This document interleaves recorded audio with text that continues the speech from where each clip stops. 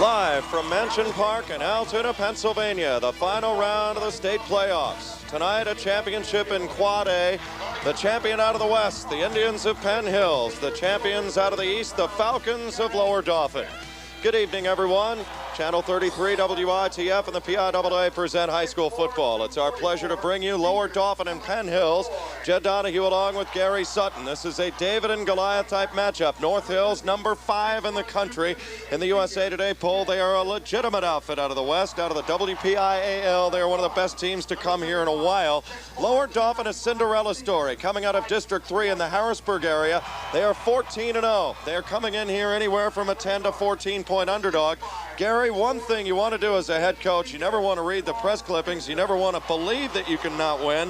What do you do if you're Vince Pantalone, the head coach of Lower Dauphin? 1, to make your kids believe, and 2, to execute that. Well, I don't think Vince Pantalone has been selling his team a bill of goods the whole way through, especially in the playoffs. He's made them believers. They've been a Cinderella story throughout the course of the season. This is the second time they've come back here to Mansion Park. 1989, they kicked off the playoffs here and ended up with a 6-6 tie. So they still have something to prove, and they have a championship on their mind. They're a team that every week says, we don't know how we got here. They just keep winning. They knocked off Plymouth Whitemarsh to get here last week, 33-6. They are an outstanding football team. But you know, Jed, this isn't the only football that was played here today in Mansion Park. We had one heck of a game played this afternoon. Bishop McDevitt was a 29-0 winner against Burrell in the AA final, and Bishop McDevitt scored on their opening 2 possessions. And Gary, this is just part of the dominant play on the McDevitt offensive line. Well, you're looking at the second touchdown here as Tommy Mealy brings it home to make it 14-0 for Bishop McDevitt. They were dominant all afternoon. They had that offense running on all cylinders, a multiple offensive look. And you see another one here. Tommy Mealy doing it again as he stutter steps his way in. It's 14-0 Bishop McDevitt, and they are on the way, and that's all the points that they would need here today against the Burrell team. But of course they got more. The 2-point conversion. Jordan Scott, his favorite player, he's an All-American in Pennsylvania, Rakai Nelson. He has his choice of schools. There's why. Finds his spot. Scott finds him for the 2-point conversion. That made it 14-0. One of the few flaws in the ointment today, if you will, for McDevitt, the kicking game. Mike Eisman trying to kick it away here, and you can see a big arm coming up from the Burrell team as it's knocked away by Mr. Gregg and then recovered by P.J. Peterball, but no touchdown on that play. And now you see it again. You look at the defense all day, Corey Deibler, and putting out the quarterback, Kevin Howard. You can see him going right in underneath the left knee. Howard never returned. His brother also went down a little bit later on, the running back. So both Howard brothers went out today, and Burrell tasted defeat. It was 29-0 as Bishop McDevitt took home the gold. As an impressive performance by McDevitt since the Ricky Waters days of the late 80s.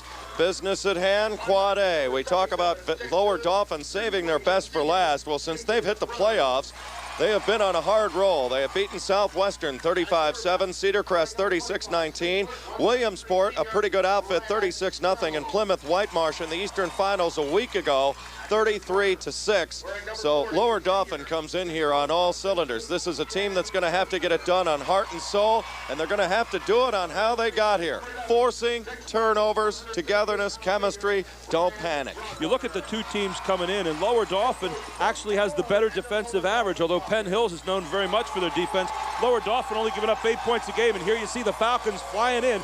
And you talk about a team that is fired up here. We watched them just in the calisthenics today. Hey, they got an assistant coach down there in shorts. It's about 15 degrees here at Mansion Park, and I got to tell you, they are fired up right now. No one out there is feeling cold at all. Well, we're going to have a look at the coin toss here momentarily, but while we can show you that Lower Dauphin defense that's going to take the field first, as Lower Dauphin is going to take the football to start the third quarter.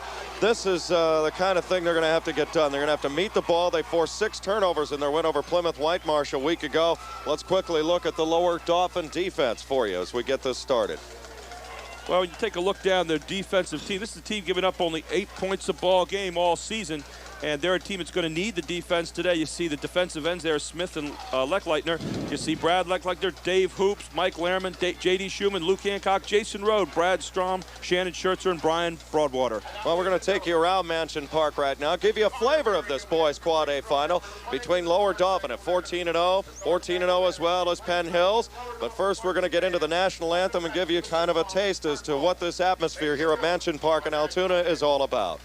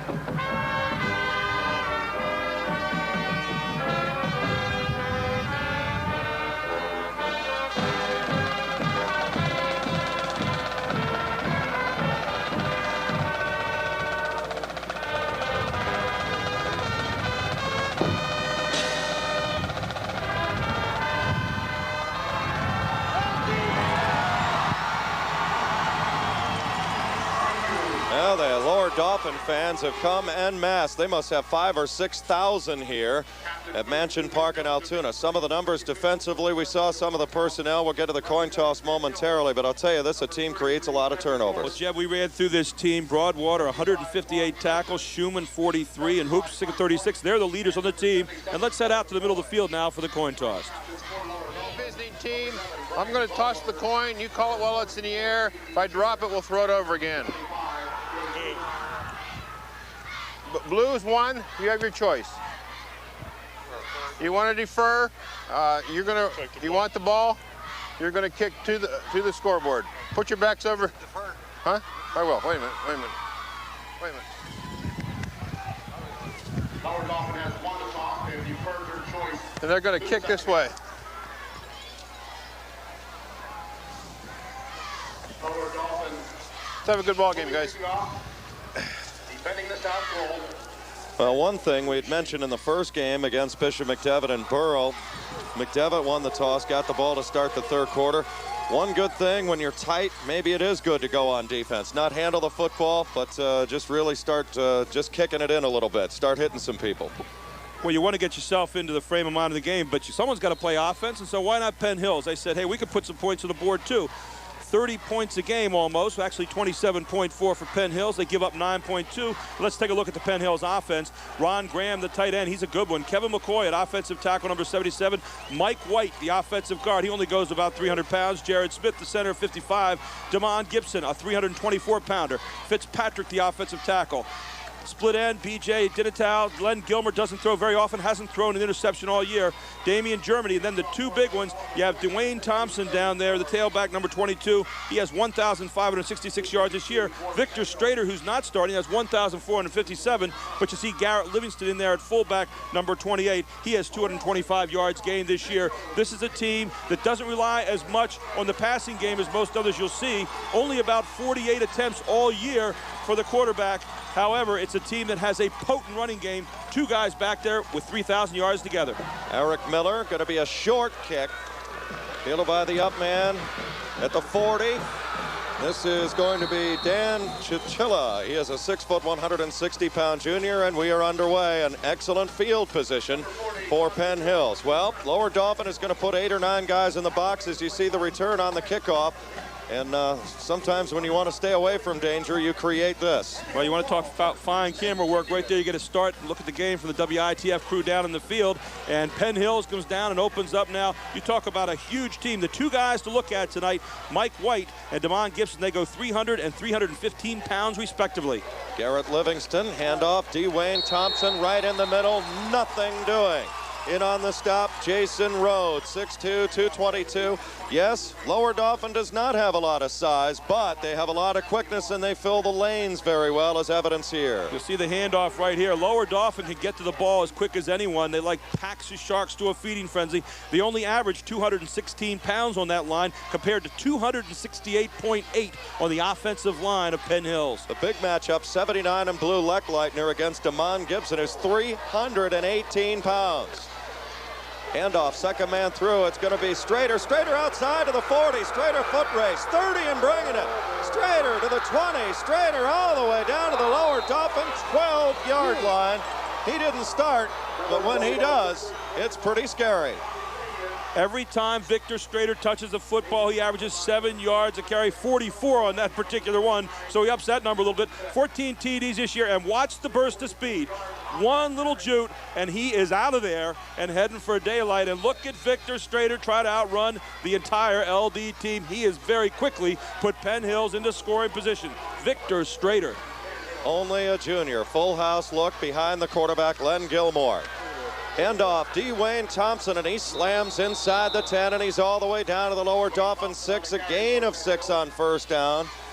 Opening minute and a half of this football game, and already Victor Strader has served a big-time message. Here's some of that surge up front. Victor Strader shows you the 44-yard run again right here. Look at the moves. Oh, you talk about dancing, jooting, and speeding, and he has all three covered right there. And Dwayne Thompson, the power guy on the other side. This time, Dwayne Thompson stacked up. Leckleitner is there. Also, J.D. Schumann, will call his name a lot on the offensive side. David Hoops, 5'10", 191-pounder as well for the blue and white of Lower Dauphin as they look to hunker down. It is 3rd and 2 for Penn Hills. How would you like to be Neil Gordon, the head coach, and return this guy and the guy we saw just a moment ago, Victor Strader, next year, 3,000 yards between them? They're already on their feet on the Lower Dauphin side. They sense the importance of this particular drive. Gilmore, second man through. Dwayne Thompson, untouched, touchdown. Oh, Penn Hills shows why they are a legit number 5 nationally and why they are the Western champ. Impressive drive with the opening kickoff. They go 59 yards. The big play, a 44-yard run by Strader. Thompson finishes. And great angle, and I'm glad we have a quick camera to catch him because that offensive line busted a hole, and when Strader goes through, it's like greased lightning. Ron Graham, the tight end, we'll talk about him on defense here when Lower Dauphin gets the ball. On for the conversion is Dave Zacchia. He is a junior. To hold will be Victor Strader. Needless to say, you have a lot of options with Strader as your holder. Kick is up, and it is no good. Well, there's a little bit of a break for Lower Dauphin right there. They still get the touchdown, but come up one short of getting the whole package. 9:49 remain in the opening quarter. Talk about your timing being off on the kick there. Looked like he never really had his steps down at all. That's something that all soccer-style kickers are always very careful to do, especially when you watch them on TV. They take 2 back and 2 over. That time, he got there way too early. He had a little sand wedge shot that time. I wish I could hit it that high with my sand wedge, Jed.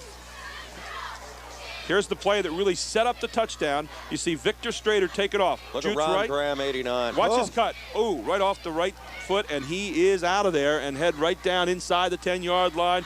Victor Strader, only a junior, as is Dwayne Thompson, and gaudy numbers for the two. Dwayne Thompson, 201 attempts in the season, 1,566 yards, 25 TDs, and all Strader does, his companion back there, 223 attempts, 1,457 yards, 14 TDs. The one averages 8, the other one averages 7 every time they touch it. Ball is going to be fielded by Lower Dauphin's Jen and Stahl. Stahl up the loose. Stahl cut midfield. To the 40 is Ron Warlow. Warlow 20. Warlow bringing it 10. Warlow, touchdown. The opening kick, 78 yards for Lower Dauphin, and just like that, we've got a tie. Wow. And lightning strikes on both ends. LD answers the gauntlet thrown down by Penn Hills, and watch this. It's picked up. Roy Warlow.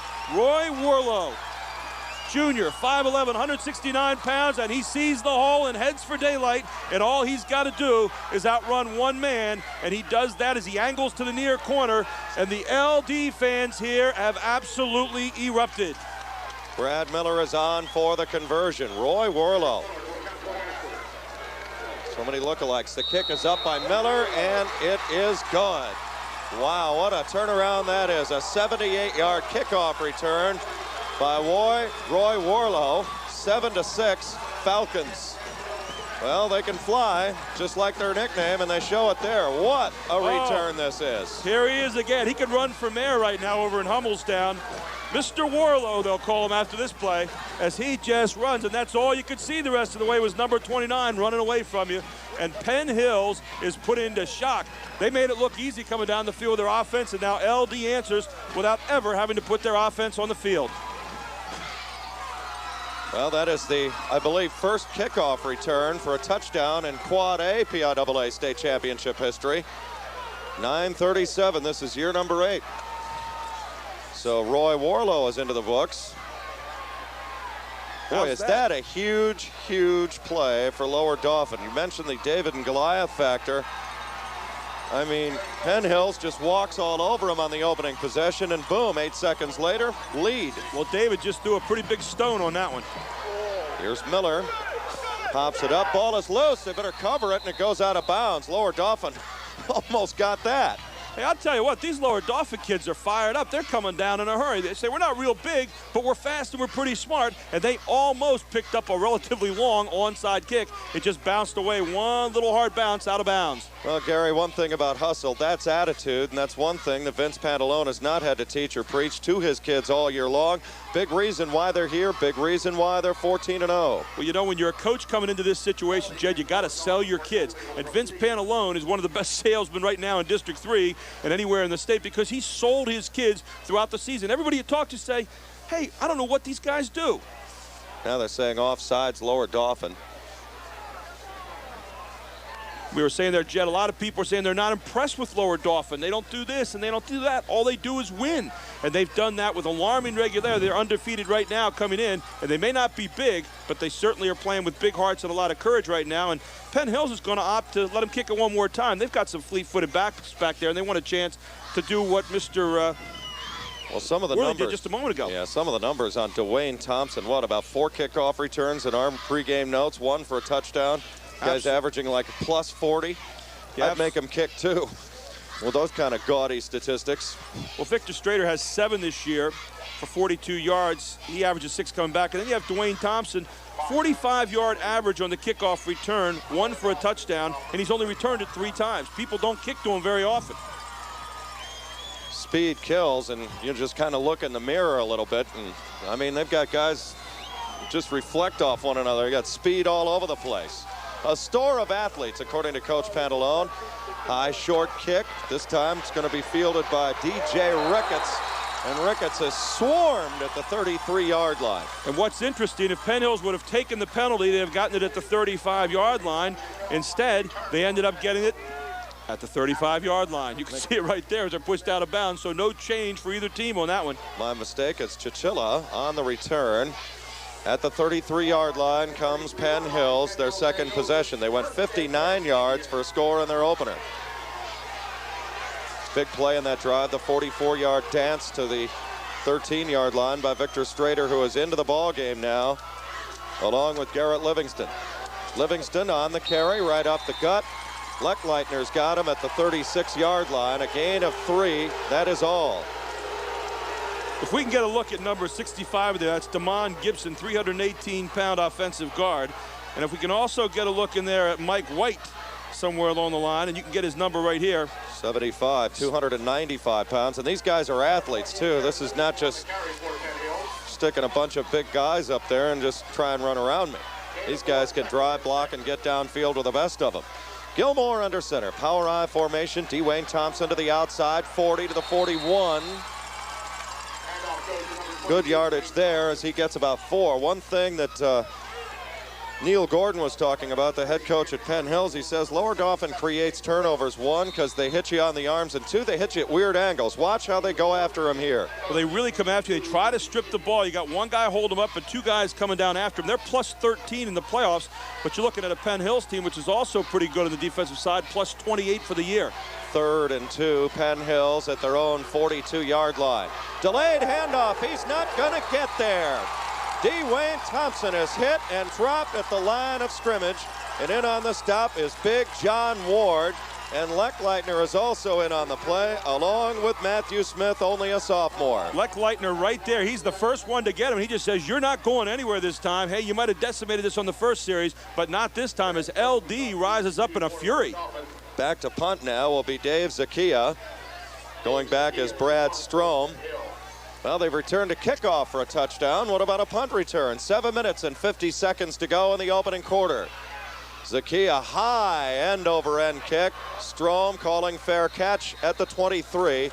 And Lower Dauphin will come out on offense for the first time tonight.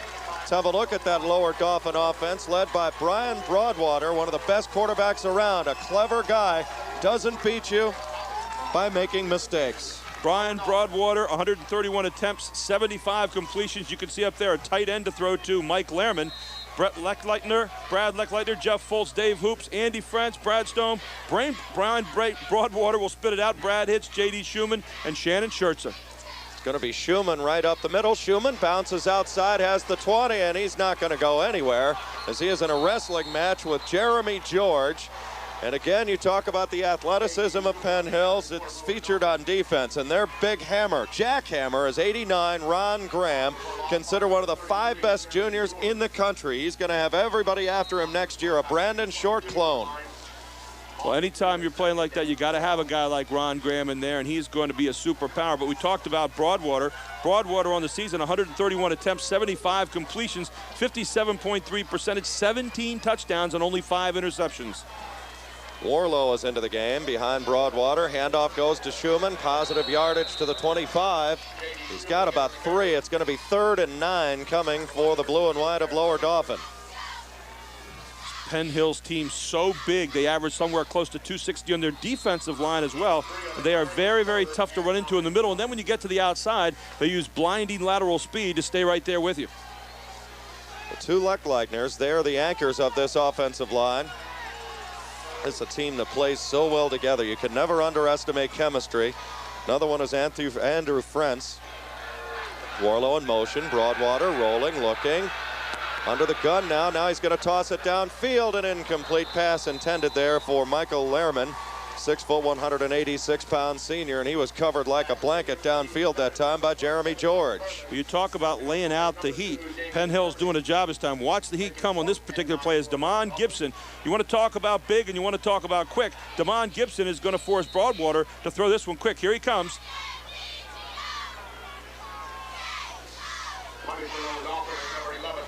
.6:16 to go in the opening quarter, 7-6, so each team's defense is now held.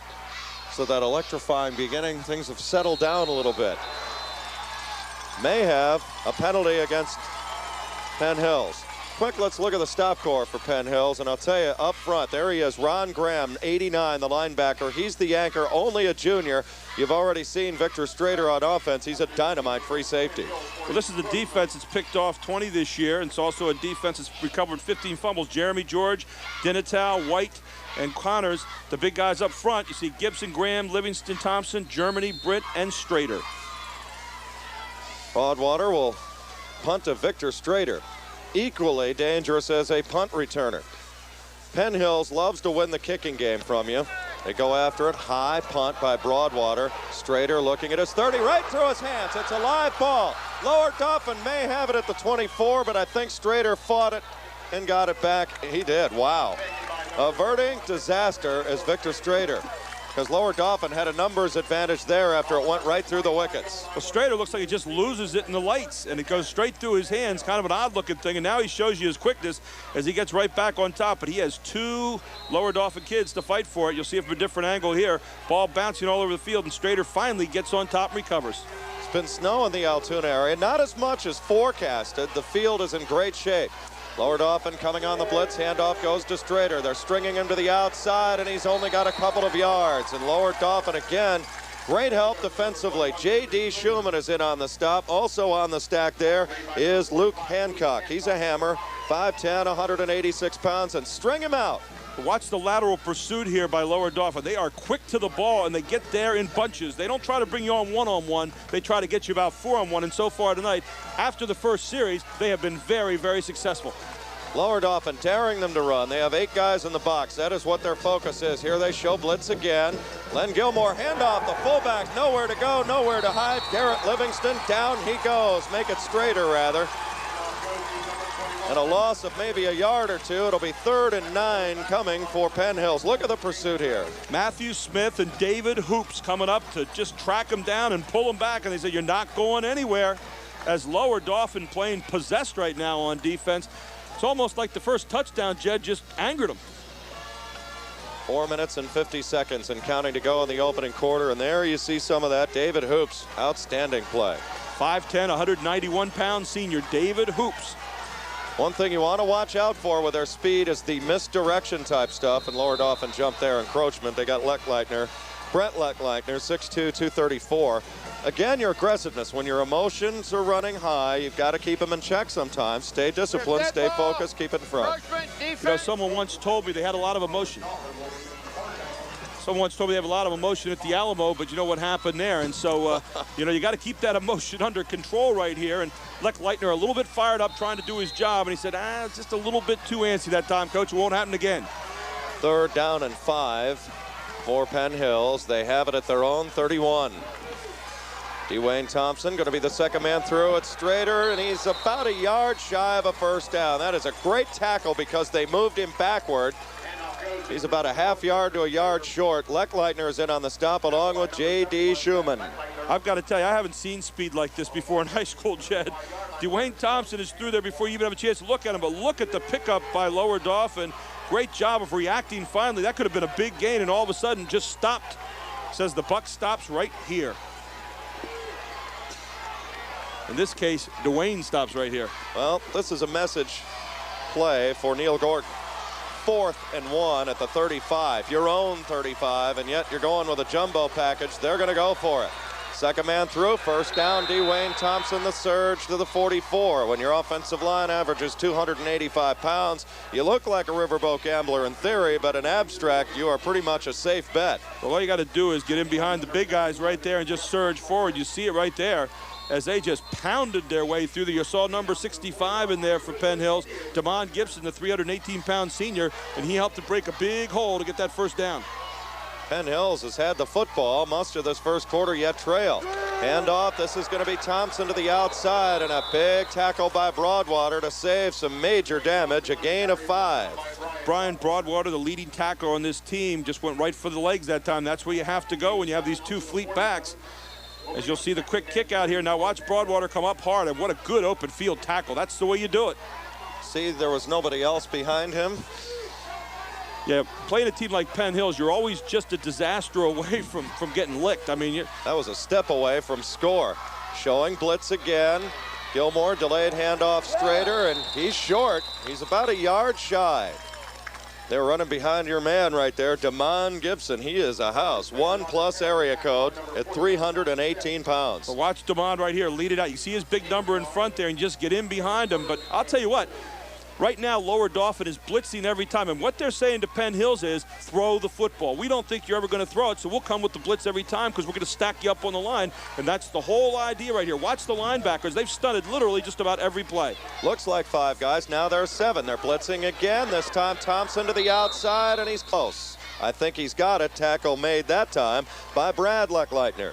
Now that's fine as long as you can stuff them at the line. But what happens is when they get through, there's no one left. Now watch this. Here comes the blitz again. He just kind of glides through there one more time. You see Dwayne Thompson. It's either going to be Strader or Thompson every time. Here's Thompson coming again. And no one back there except for Broadwater. Basically, every time he's going to be the last line of defense because they're blitzing those linebackers constantly. Let's give Matthew Smith some credit on that tackle as well, along with Luke Hancock.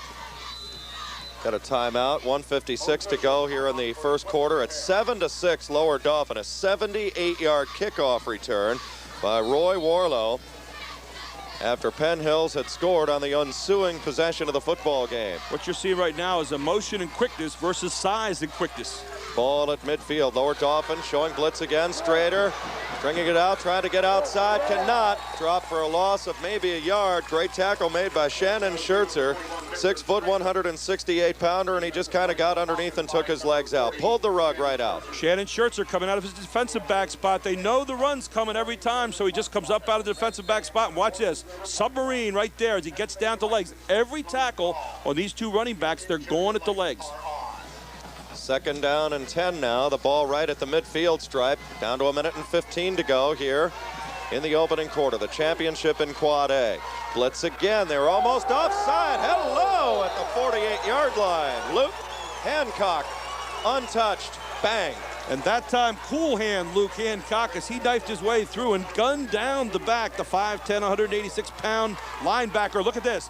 They've been taking chances. That time it looked for all the world like they were almost across the line, but had it timed perfectly. And Luke Hancock brings them down. And I'll tell you, Lower Dauphin defensively sending a message to this big front line right now. You're not going to get by us. Our quickness will make up for it. Well, the numbers will bear that theory. Why not? Put 9 guys in there, throw to beat us. Damian Germany, he'll line up off your screen to the bottom. Hand off Strader, misdirection. They finally got an ankle to the 45-yard line. Boy, Strader's dangerous. As you mentioned, you're one step away from disaster at all times. The tackle is made underneath by Jason Rhodes, 6'2", 222. Here it is again. Watch how close he dances through. And there you get him just by the shoestring, and then hang on for dear life and get a little help from your friends. Final 7 seconds now. That's 4th and 5, and I think Penn Hills will let the clock run out, and they do. What an exciting first quarter of action. 12 minutes is in the books. Our score at the end of one. Lower Dauphin 7, Penn Hill 6. Looks like we've got a real dandy brewing. We'll be back to Mansion Park in Altoona after this timeout.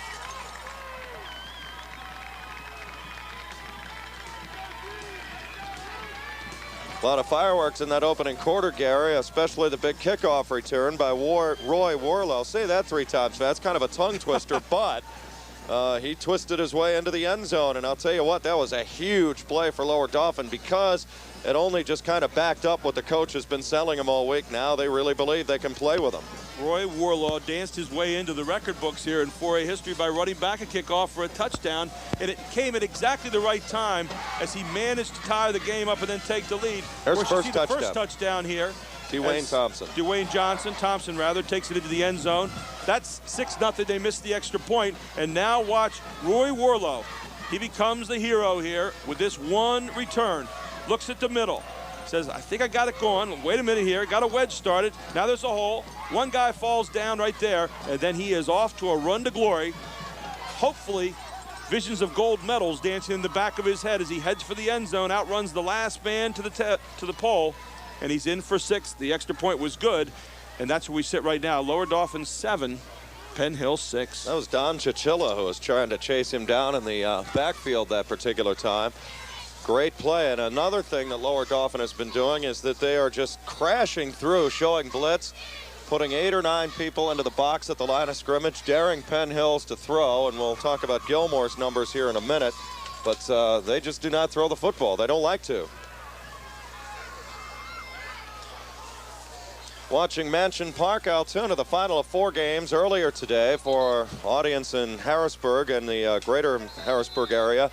Bishop McDevitt, a 29-0 winner against Burrell in the AA final. Lower Dauphin now is looking to snuff out possible fake punt, which I was saying was possible, and it is. Victor Strader, first down. Penn Hills all the way down to the Lower Dauphin 36-yard line. You could smell it coming. Absolutely, just hiked it right straight back to Strader, and Strader did as he's supposed to do, and his name says. He went straight forward and picks up another first down. This is a team that will do that kind of thing to you. Speed can kill, and they do it every time. You see the direct hike to Strader. He leaps over one man, dives in there, just refuses to go down.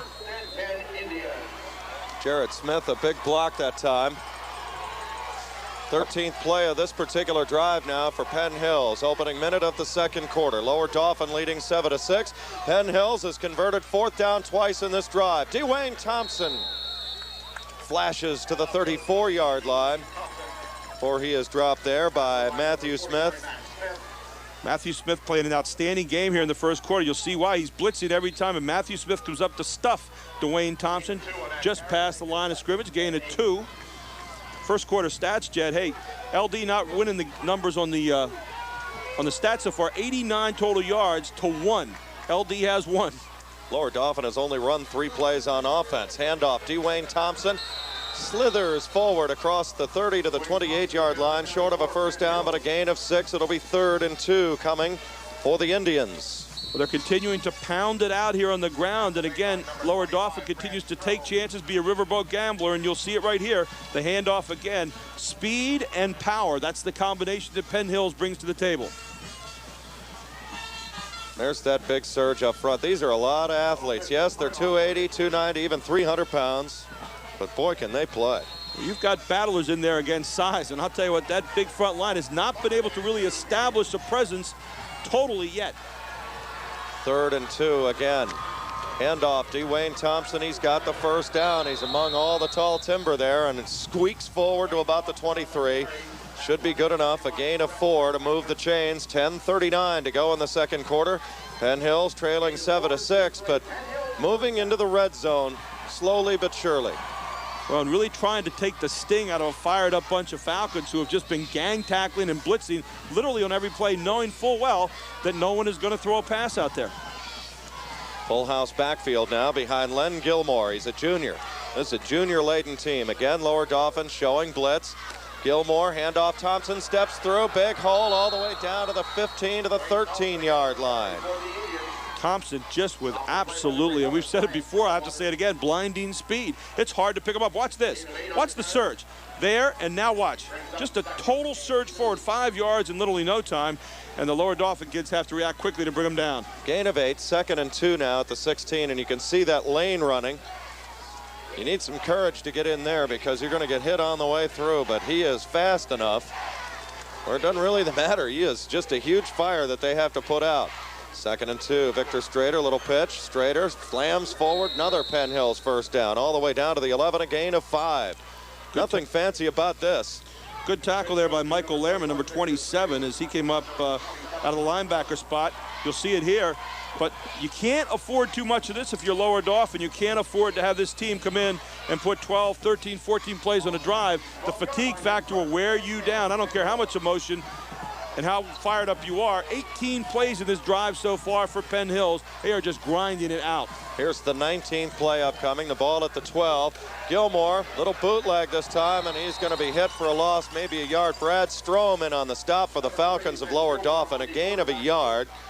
So it'll be 2nd and 11. Now they're saying he lost a yard on the official spot. Back to the 13. We have 9:10 to go in the second quarter. Lower Dauphin, about a 10 to 14 point underdog. And they're hanging around, leading by 1 right now, but Penn Hills is just moving forward slowly but surely. Now the 20th play of a drive.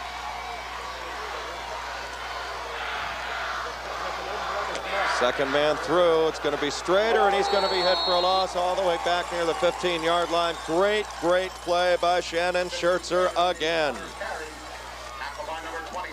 Shannon Schertzer coming up there along with Michael Lehrman, gets blocked out there. Now watch Michael Lehrman come back and undercut him right there. Number 27 comes into your screen, and Michael Lehrman having an outstanding football game so far. 3rd and 12 now for Penn Hills. They've converted 4th down twice in this particular drive. Once with a fake punt. Will Gilmore throw for the first time? We will find out. He's back, looking, throws onto the gun, throwing into the end zone, looking, Graham intercepted! Broadwater's got it, and they stuffed the drive. What a play by Broadwater. Broadwater climbed the ladder that time and went up and speared it. He brings down the interception, and watch this. You want to talk about an athletic play? Take a look. Climb the ladder, Brian Broadwater, and he'll pick this one off as he goes high and fingertips it. That guy's a quarterback. He looks more like a receiver there, Jed. Pass intended for Ron Graham, the tight end. They ran 22 plays, only to be turned away. And that is something else. Great camera work by our crew. WITF Channel 33, our pleasure to bring this game to you live throughout the central Pennsylvania area. Saw Bishop McDevitt win earlier today, 29-0, and now everybody back in the mid-state kind of holding on tight. Lower Dauphin looks to bring home another gold maybe, and it would be a Richter scale-like upset because Penn Hills came in here the number 5 team nationally, got a penalty on this play. Let's go down to the field and find out what it is. Ball, full start, offense, first down. 1st and 15 now, back to the 15 for Lower Dauphin. This is only going to be their 4th play from scrimmage on offense. But hey, when you're returning kickoffs and doing that sort of stuff, you don't need the ball that much. Well, what you have to do now if you're Brian Broadwater is you really have to direct the drive and keep the offense on the field for a while. Give that defense a breather. Broadwater going to pitch it, J.D. Schumann. Schumann across the 20. Good yardage on first down of 6. Tackled by Ron Graham. That's a name we'll call. He's going to be in double-digit tackles before this game is done. Watch his pursuit. He is a 4-7 man in the 40. He's big time. And he averages 5.7 yards a carry, 1,131 yards in the season. You can see why right here. Good surge, strong runner, nice and low, good positive motion forward, and J.D. Schumann brings it up 2nd down and 8. Look at Mike White, number 75. He's 295 pounds flashing out like that. Broadwater, handoff Warlow, second effort to the 24. That's well short of a first down, though. It's going to be about 3rd and 7 now. Now they say 3rd and 5 at the 25. Watch Warlow here. He's used to picking up 5 yards a carry, but he's not going to get that on this play as he gets about 3. We'll bring up a 3rd down and 5 as Warlow dives into the line. 7:11 in counting to go here in the second quarter. 7-6, Lower Dauphin with the lead, facing 3rd and 5. Brian Broadwater 6'1" senior. In motion goes Warlow. He has the big kickoff return of 78 yards. Broadwater is back under heavy pressure. Mike White's got him back at the 21. Mike White, we just saw him on that play chasing down a ball carrier, this time into the backfield, and you can hear him thunder at 295. What an athlete. 6'4", a senior. And look at Mike White. You want to talk about size and quickness. There you'll see it as Mike White thunders through. He's attracting big time interest from a lot of Division I universities right now. You'd be surprised by that. Can't teach tall, can't teach size, can't teach quickness. He's got all in one package. Sean Benning quickly into the game so they get the numbers. Broadwater has to leap up and kicks a low line drive that Strader will let take a lower Dauphin bounce. Falcons are all over it at the 43-yard line. And that's where Penn Hills will take it over. They had 22 plays the last drive, only to see Broadwater intercept. Watch how close they came. High snap, and Damon Gibson almost did get there. Great job by Broadwater just getting it away and getting it past the big paw of Gibson. You'll see how close it was. That left hand, it just got by the thumb and got downfield and no return. So for Lower Dauphin, about as good as they could do there on the kick. But still 3 and out, and that defense is back on the field again against this huge front line of Penn Hills. Came close to kicking it right under his armpit. Second man through Dwayne Thompson, and he has crashed into it, the 46. Well, Lower Dauphin is really making them pay after the handoff. Luke Hancock had the big hit here for the Falcons. Michael Lehrman there again as well. Hancock and Lehrman doing a job out there tonight. And you see big number 79 jumping in there as well. That was Brad Leckleitner, the 6'3" senior. Leckleitner's their heaviest player at 251. This team averages 268.8, this team being Penn Hills. The Lower Dauphin is jamming up the front with 9 guys this time. It's going to be Gilmore. That's a great fake. I didn't even see where the ball went. They just hit that for a first down. Garrett Livingston getting the call that time. And what Penn Hills is trying to do now to stop that defensive surge by Lower Dauphin, they're doing a lot more faking, giving it to the second, the third man, little counter moves, and that's how they're getting the ball into the secondary right now of Lower Dauphin. That was a great ball fake that time. Thompson with 15 carries so far for 57 yards. Strader with 6 carries for 49. That's the kind of balance they have. 5 minutes to go here in the first half. Handoff goes second man through. That's going to be Strader. He's got about 8 or 9 all the way down to the Lower Dauphin 35-yard line, and he is hit and dropped by Matthew Smith, sophomore linebacker. Matt Smith down there, but Broadwater finishes him off then, and Broadwater hanging on again to the feet down there. Broadwater may be able to check the shoe sizes here by the end of the evening. He's been around the leg all night so far. 4:35 left in the second quarter. Well, Strader and Thompson now will line up behind Gilmore. He has attempted one pass. It resulted in an interception. 2nd down and 1. The ball officially now at the Lower Dauphin 35. Handoff, second man through, looks to be Dwayne Thompson for the first down to the 30-yard line. A gain of 5 and a first down for Penn Hills. And again, it's Leckleitner on the tackle as he hangs on to the legs. They're always, watch the legs. They're just constantly churning, trying to get away from you. Leckleitner gets the legs, and then the man just keeps going and going and going. He's kind of like the Energizer Bunny. Ball at the 30-yard line, 1st and 10 with 4:10 to go in the second quarter. Lower Dauphin has only run 6 plays on offense in this first half, yet lead by 1 at 7-6. Damian Germany is off your screen to the top. Got a whistle and a flag. Might be too much time against Penn Hills. That's the only time they take too much time. They get it to those backs. They take too little time. They get through there like greased lightning every time, Jed. And it's very, very tough. False start. Very, very tough to pick them up as you hear the referee say down there, false start. Take it back 5 yards. That'll make it first down, make it 15 yards to go. Doesn't seem to really ever bother Penn Hills, however. They've been in one double overtime game this year, that being Penn Hills. Plum, a supposedly inferior opponent earlier in the season. So sometimes they can be inconsistent. Handoff, ball is loose. But I think Penn Hills got it. That's their second fumble that they've been able to climb back on. Victor Strader, he's fumbled twice, yet has recovered his own miscue and still picked up 2 or 3 yards in the process. Watch again, when the ball's bouncing your way, it's bouncing your way as he just never had the handle on it. And right back on top there, it's picked up by Penn Hills. Victor Strader on top of it. 3 minutes, 15 seconds to go, second quarter. Lower Dauphin They are the David lining up against the Goliath. Penn Hills, number 5 nationally. But Lower Dauphin relishes this underdog role. Going to be a double reverse coming. Nope. Dwayne Thompson keeps it himself. Corner 5-10 and out of bounds to the 22-yard line.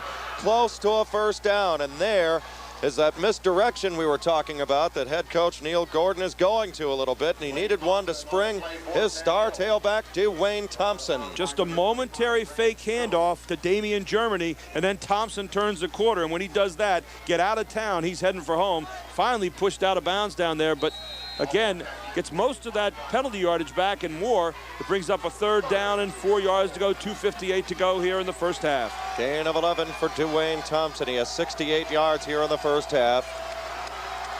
Penn Hills looking at a blitz. Second man through. This is going to be Thompson. He's going to be hit short of the first down. There he is again. That being Brad Leckleitner, number 79 in blue. They're looking at about 4th and 3, maybe 4th and 2, a little long 2 here. Brad Leckleitner says, my last day in a uniform here with the Falcons is going to be a good one, as he comes up and just stops what was going to be a first down play. Another 4th down play coming up now for Penn Hills.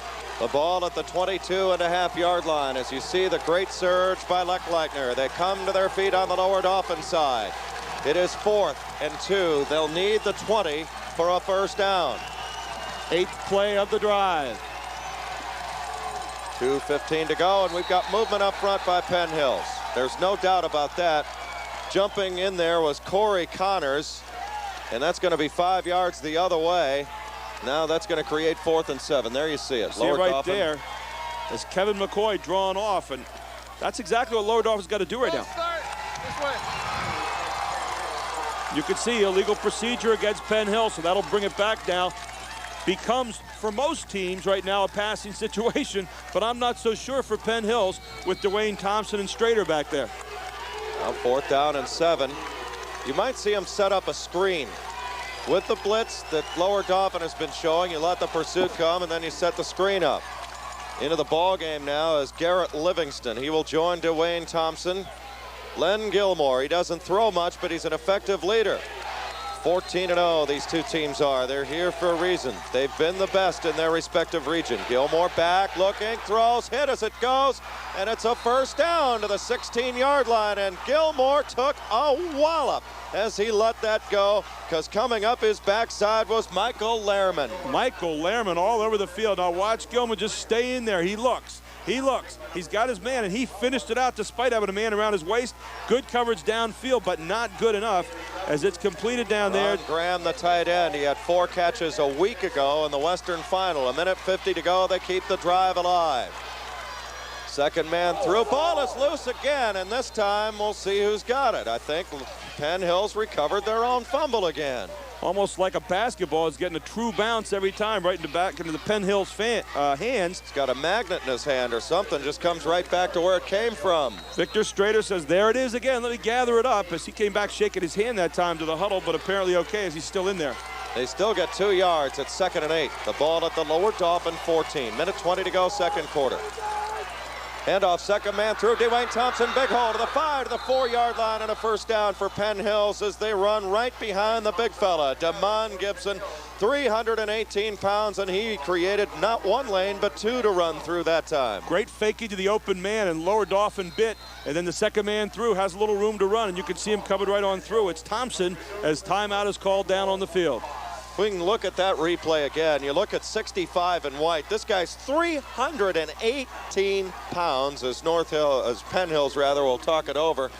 He's going to be at the right of your screen here. Look at 65. See the fake, and the entire defensive line buys it, and now the hole to the right, and you can see Thompson heading off for that hole. They're buying themselves a little more time against that onslaught of a rush by the defensive team of Lower Dauphin right now by faking and then getting the second man through and just taking them a little bit off their defensive rhythm. To give you an idea of what Lower Dauphin is up against, both Strader and Thompson can squat thrust, or I think bench press each, 500-plus pounds. And you saw Leckleitner, 79, try and catch him from behind. That won't work. Not against these two guys. Too strong, too fast. And you talk about the twin towers of terror back there in the backfield.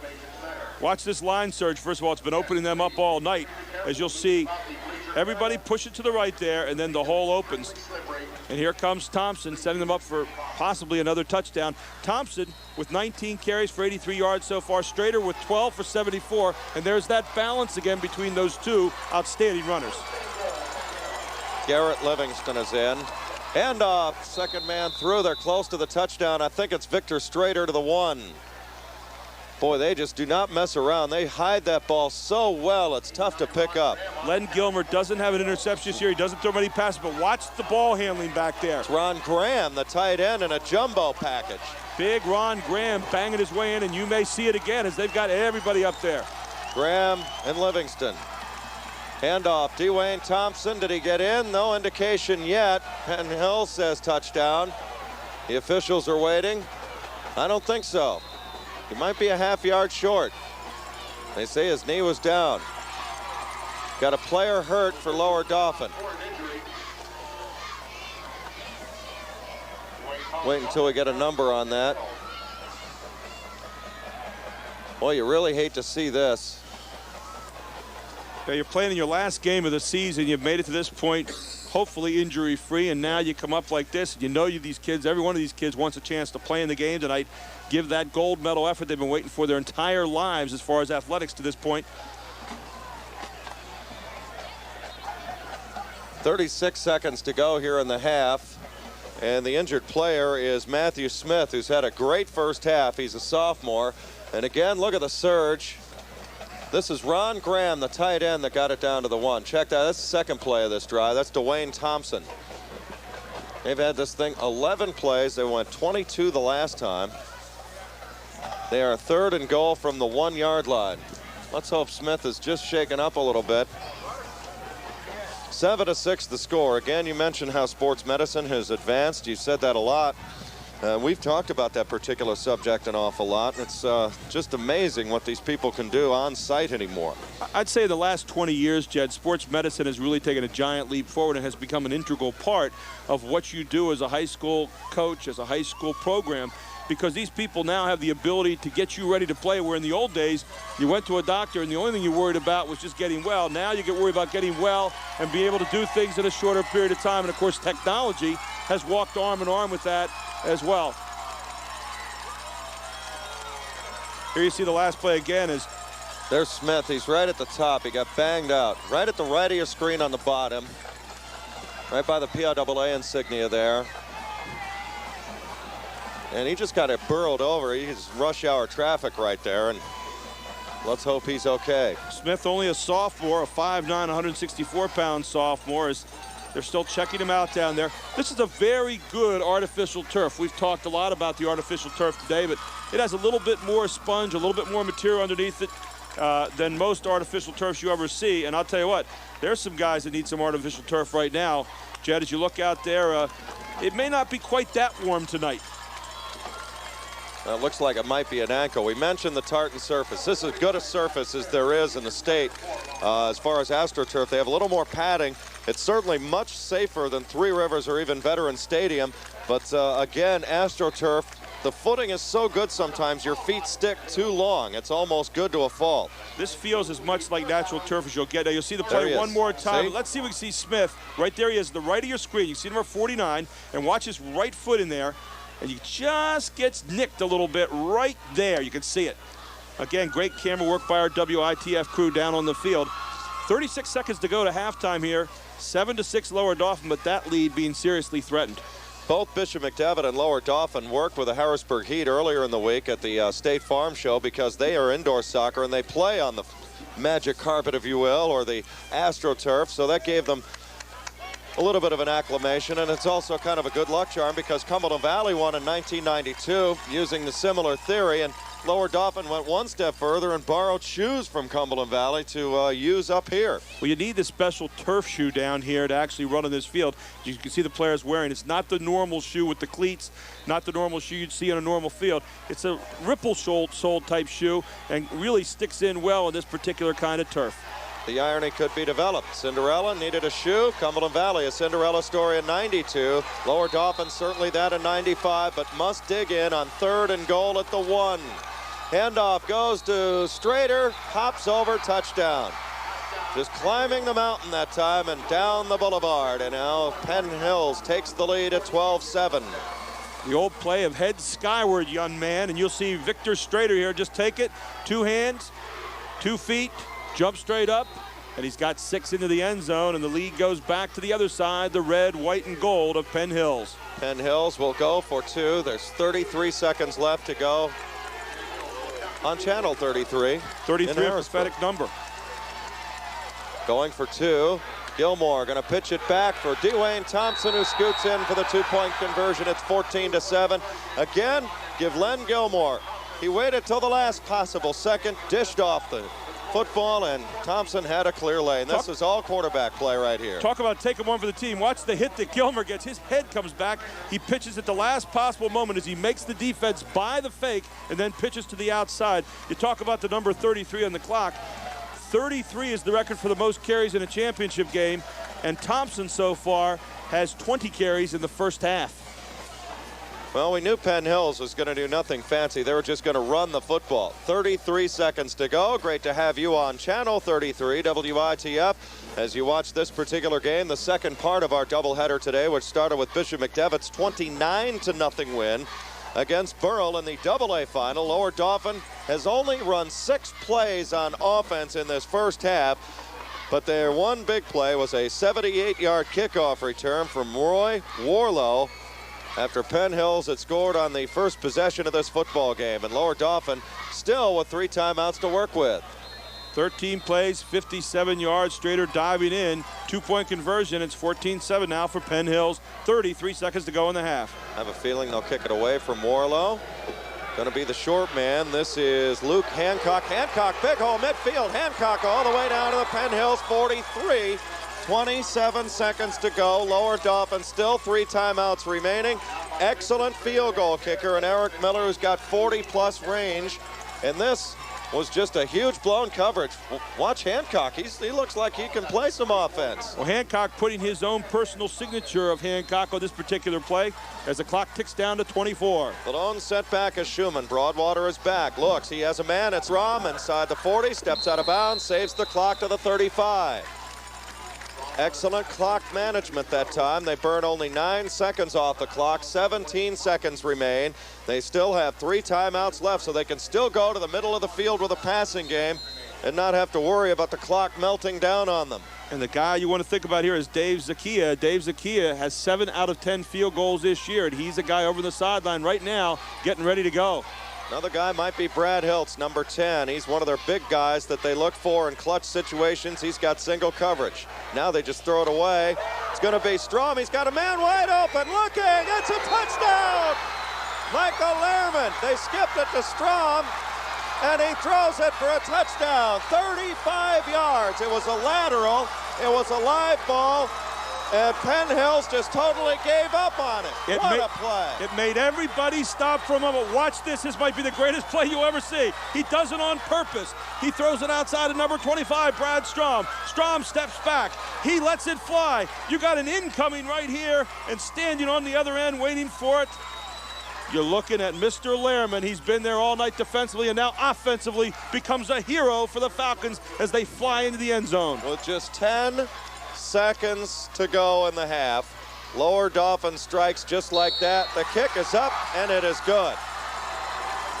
Want to talk about working on the special turf this week? Hey, when they were over there working at the Miami Heat, or the Harrisburg Heat, I'm all excited about the play myself, Jed. They may have worked on using that turf. It came up on a true bounce, and watch it. You'll never see one like this again. You might see this on a kickoff return, but never on a possession like this with no time, hardly any time left in the half. And I mean, Lehrman was wide open. And if we take a look at it one more time, look at the block by J.D. Schumann. All this had to be perfect for it to work. J.D. Schumann blocking to the inside. If we get one more chance to look at it here in a moment, what a play. And what it did is it stood up the entire defense for the fraction of a second that it took. Now, here we go. Pass it to the outside. Broadwater throws it over. Watch Schumann, 34, block to the inside. Here it comes. Bang. He saves them, and now the long throw downfield by Brad Strom to Michael Lehrman. And you talk about a shocker. We got a 14-14 tie with 10 seconds to go in the first half. An outstanding football game. That's a great one so far. 14-14. Hey, Ball is fielded by Graham. You know, Schumann took out Ron Graham, who's probably one of the best players in the state. I mean, they just kept him clean. And Strom just laid it right in there to Lehrman for the touchdown, 35 yards. And I think they've only run 9 or 10 plays in this half. I thought he was throwing it away, killing the clock. What do they say, though, Jed? It's quality, not quantity. 14-14. Gilmore's going to step back. He's under pressure from Leckleitner. Gilmore's going to be hit and dropped. Ball is loose and recovered. That's 5 fumbles, I believe, in the first half the Penn Hills has managed to cover. And we are at the end of the first half of play. And Lower Dauphin storming into the locker room with all of the momentum as you see the 5th fumble of the half for Penn Hills that they have managed to get on. But Lower Dauphin is doing what they had to do to hang in there, forcing turnovers, making the big play. They haven't gotten the turnovers just yet. Timeout on the field. We're going to... There's your score, 14-14 between Penn Hills and Lower Dauphin. Back with second half action.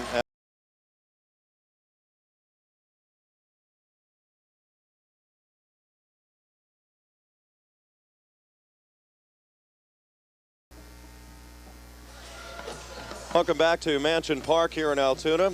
Fort Chapman is with us, the winning coach for Bishop McDevitt. Congratulations on a great effort. Your kids, I thought, were outstanding today in the 29-0 win. I thought you put it all together today. Well, thanks a lot, Jed.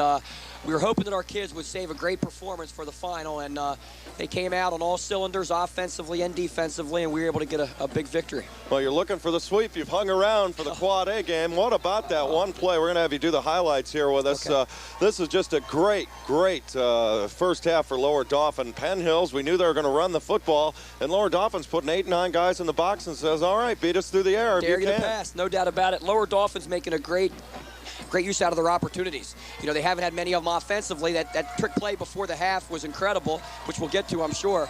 And their defense is giving a lot, but they're not breaking, and that's keeping them in the football game. We talked a little bit about the Harrisburg Heat giving you use of the Sports City and the AstroTurf there. How helpful was that, getting used to the surface here for you guys, and how that might come into play tonight? That helped a lot. Also, we practiced yesterday on their practice field over by their school, Altoona School, which is the same thing as the game field here, so it worked out real well.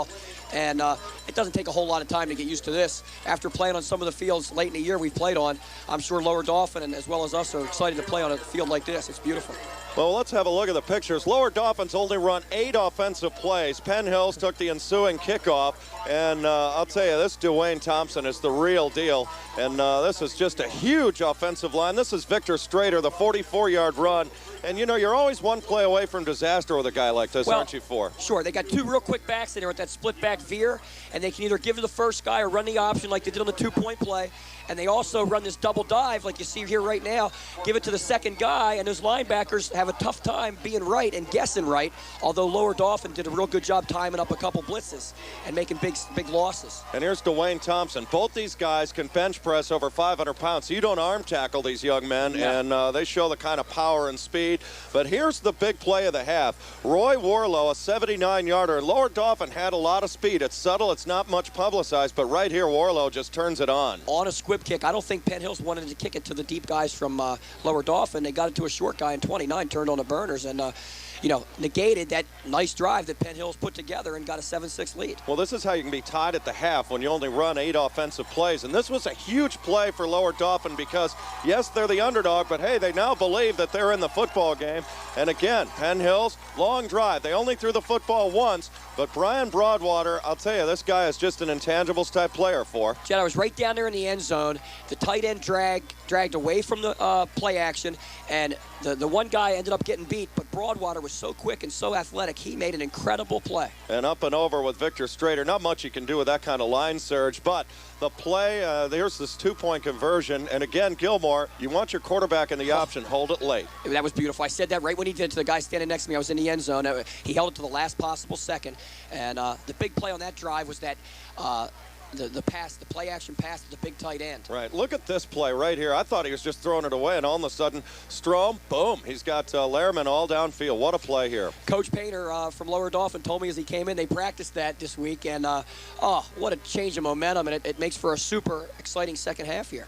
Well, Fort Chapman wins the District 3 championship. Is it a relief You dropped down into Double-A. You had a great team this year. You told us before that it wasn't an end for these seniors. It's only a beginning, but what a special group because Absolutely. they helped you rebuild things. Yeah, I think the big thing is it's not so much a relief. It's just a great feeling for everybody in our program, and we got to that next level, a state title, and we want to try to keep things going. And it's a shame we're not going to get to come out as a team again and play. But certain things in life, almost everything in life, sooner or later it comes to an end. And we had a great run through 15 games, a lot of support, and it's great to be here.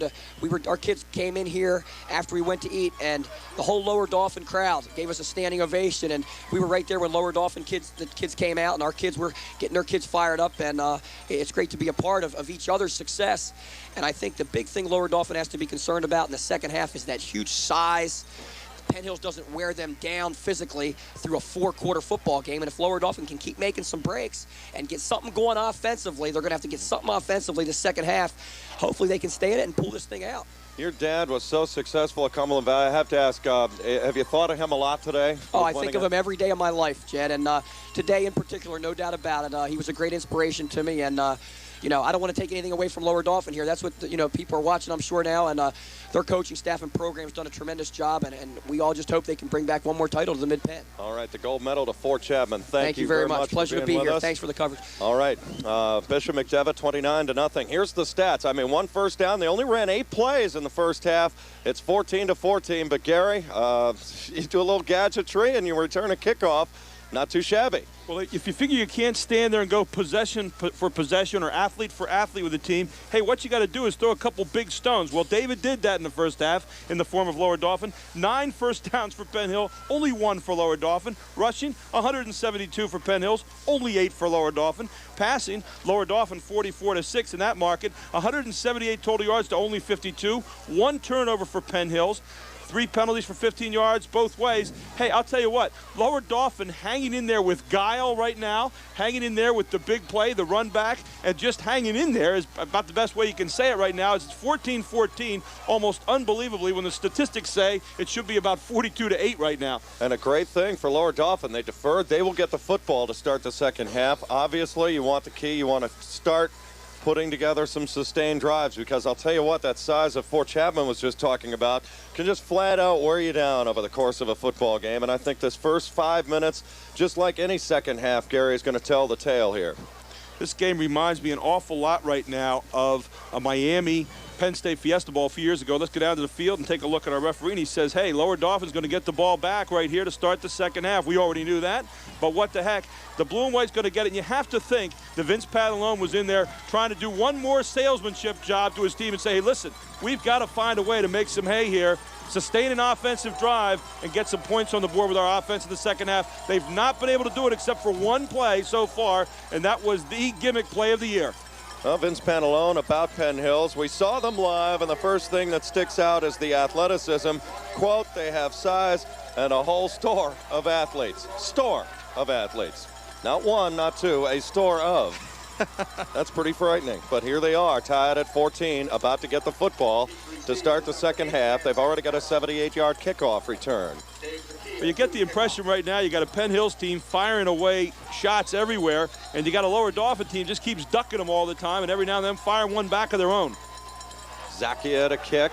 He's going to drive Santana back to his 15. Brad Santana now, he's going to throw across the field to Strom again. Strom 30, 35, and out of bounds to the 37-yard line, and the wildness continues in Altoona. I'll tell you what, these guys are having a good time.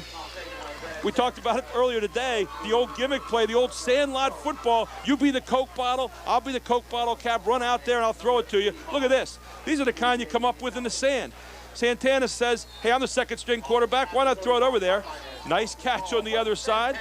And now off to the races one more time goes Brad Strom. He seems to be in on every gimmick play they run. Strom's kind of a good shortstop. Well, Brian Broadwater, going to be the handoff. This is Warlow, breaks through, second effort across the 40 to the 42-yard line, a gain of 7 on first down. We've mentioned time and time again, key stat, average yards on first down. Roy Warlow, second effort, gain of 7. So important to get yourself in position where you have second down and 2, second down and 1, second down and 3, and right now on first down they pick up a quick 6, and Lower Dauphin may have a little something going here to start the second half. Ball officially at the 41.5-yard line. Bro set behind Broadwater. He's the senior quarterback. Going to pitch it, J.D. Schumann. He's been their best runner all year long. Shows why midfield all the way to the Penn Hills 48-yard line. A gain of 11 and a first down for Lower Dauphin. You just sensed that gimmick play at the end of the first half juiced this Falcon team up, and they really have carried the momentum right from the first half over to the second half. You see J.D. Schumann rolling around the corner. Great blocking, opens up the hole around that right side. First down. And they have second on the side over there, but it's first down on the board, and that's all that matters right now for Lower Dauphin. Well, that's only their second first down. Schumann lane running across the 45 to the 43-yard line. A gain of 6, 2nd and 4. They're averaging 6 yards on first down early. 10:45 left, third quarter, tied at 14. This time the dive up the middle by J.D. Schumann, and he shows he's got power to the inside as well as speed to the outside as he dives down inside the 45-yard line near the 43. Broadwater, such a heady leader. That's what you need as a quarterback. Take charge in the huddle. That's what Broadwater does. He has a big interception in this game to thwart a Penn Hills drive. Broadwater, quick draw up the middle to the 39, close to a first down. Might be about a half-yard shy. They're running away right now from Damon Gibson's side, number 65. They're hitting that right side almost exclusively here in the second half. They've not tried one time to go into the left side of that line. Look what it's resulting in right now. Some good surges every single time as we come up with that 3rd and 1 situation. So they're getting good yardage on first and second down. We're going to Jared Smith, who's at 237 pounds. He's the lightest guy up front. Staying away from Gibson, a good idea, 317 pounds. It's 3rd and 1, handoff Schumann. First down, Lower Dauphin, the hard way. Nothing fancy there. Smashes into the 38, 39.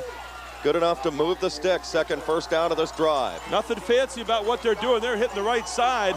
As you see Schumann just with some hard, good, put the head down type running here. And right on top of him, the big guy again, it's Damon Gibson, but just a yard too late. 9:35 to go here in the third quarter. Strom will line up. He's off your screen to the left of Broadwater, the quarterback.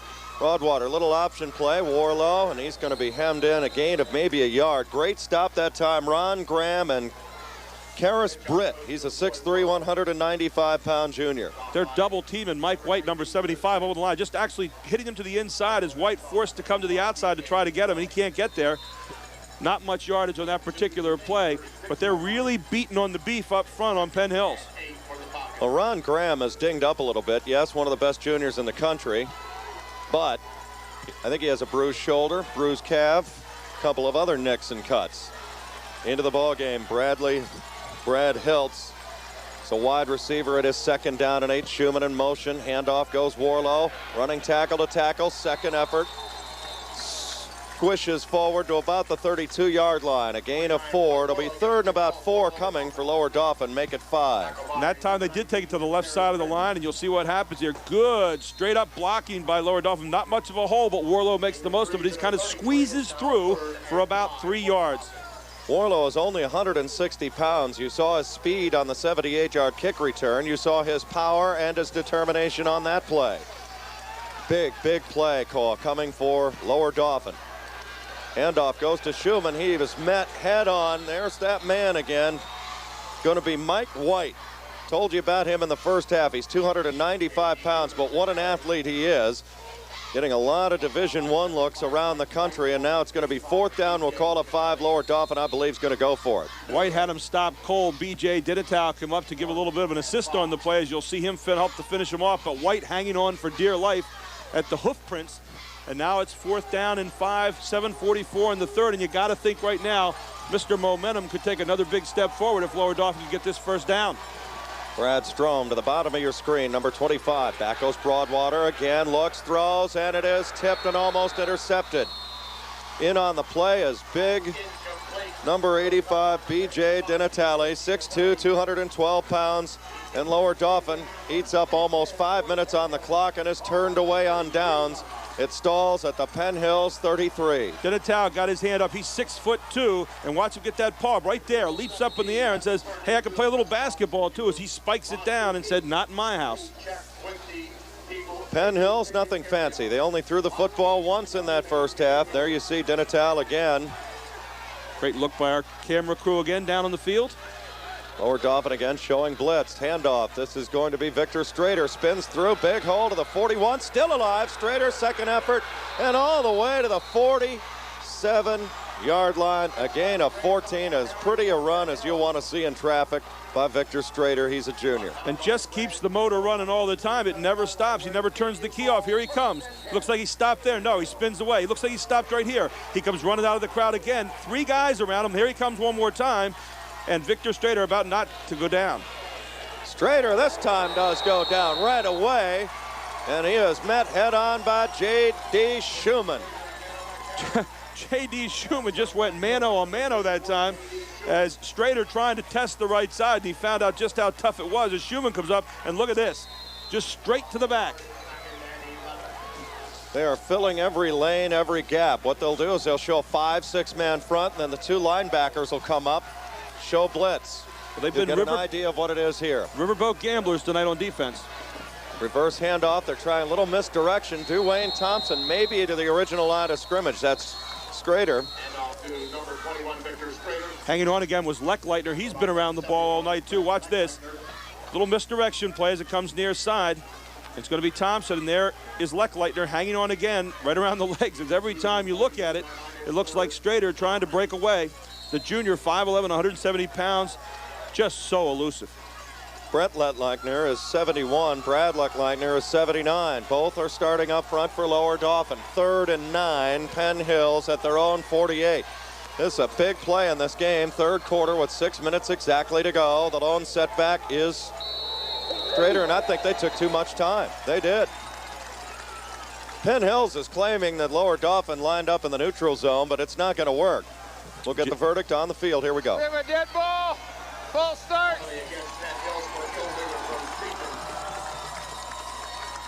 And that really takes you, Jed, from a down where you might have run with this particular team because of the ability to get 7 and 8 yards to a situation where you now must really pass. The last time they looked to pass, they threw it downfield to Graham for a first down, the tight end. We'll see if they go back to that same kind of philosophy again. Jason Rode into the game, 6'2", 222-pound senior. He's a load, and they give him a little extra beef up front. Lower Dauphin now with an 8-man look. In motion, Dwayne Thompson. They might look screen. Handoff Strader, second man through. He's big trouble here. First down and more. 40 all the way to the Lower Dauphin 36-yard line and a Penn Hills first down. Big run, Victor Strader. And again, when you make that kind of risk with 8 guys up front, you run the risk of Strader getting into the backfield. He does for a gain of 16. Luke Hancock with a touchdown-saving tackle as he grabs him around the ankles at the end. Looks like Strader's off to the races. There's Hancock. You talk about a big-time tackle, but Strader, a big-time run, just when everybody else thought it was a certain passing down. They've converted 4th down a couple of times, 3rd and long all night long. Handoff. This is Dwayne Thompson, big hole, 5, make it 10. Thompson all the way to the 21, a gain of 15. And Penn Hills is beginning to flash and dance deep into Lower Dauphin territory as they're knocking on the red zone now. Shannon Schertzer has to make another touchdown-saving tackle as the defensive back's getting worn out here. And you can see him coming at you again. This time it's Thompson. The ball at the Lower Dauphin 20. 5:05 left. We're in the 3rd quarter. We are tied at 14. Penn Hills has had the football 2/3 of the time in this game. Quick hitter. It goes to the big fullback that time, Garrett Livingston. Just a quick hitter, and it's effective for a gain of 3.5. 2nd and 7 coming for the Indians of Penn Hills. You see Garrett Livingston not with a bad little burst of speed either. They just give you a different look all the time. You get Thompson, then you get Strader, then they throw Livingston at you very quickly, and they come back to the 2 Jets. Brad Leckleitner in on the stop for Lower Dauphin as they look to dig in. There's a look at that offensive line. 65 is Damon Gibson. Wow. Second man through. That's Victor Strader spinning forward to the 9-yard line and a Penn Hills first down. A gain of 7.5. Boy, is he tough. Well, they just keep coming at you and coming at you and coming at you, and it's got to be fatiguing and wear you down. Now watch the front line push out here, and then you see Victor Strader get in behind it. He gives you that little move, leaps over the line, and just dives forward. Always positive motion. There he is again. Goal, Penn Hills. Sorry, Gary. That's okay. Nice hole up front again by that offensive line. They've been poking it there all day. 8th play of the drive coming up right here. Full house stack. Man standing is Dwayne Thompson. He gets the carry up the middle. Thompson still dancing, going to the 1-yard line. A gain of 8. Dwayne Thompson Boy, is he tough. I mean, they ran right behind the big guy, Mike White, Kevin McCoy that time. Look at the surge. Watch the cutback here. Thompson goes his right now, comes back hard to his left, makes the move, and dives for the goal line. He'll get down near 1 yard line, doesn't get in, but a great run by Dwayne Thompson.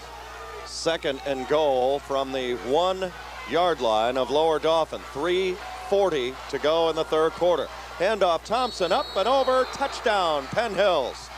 They retake the lead at 20-14, conversion coming. With 3:38 to go in the third quarter, an impressive drive by Penn Hills. They had to convert 3rd and long to get there. And there you see Air Thompson heading into flight again as he plants both feet and flies through the air with the greatest of ease and into the end zone for 6 more of these. In this case, points 20-14, 3:38 to go in the third.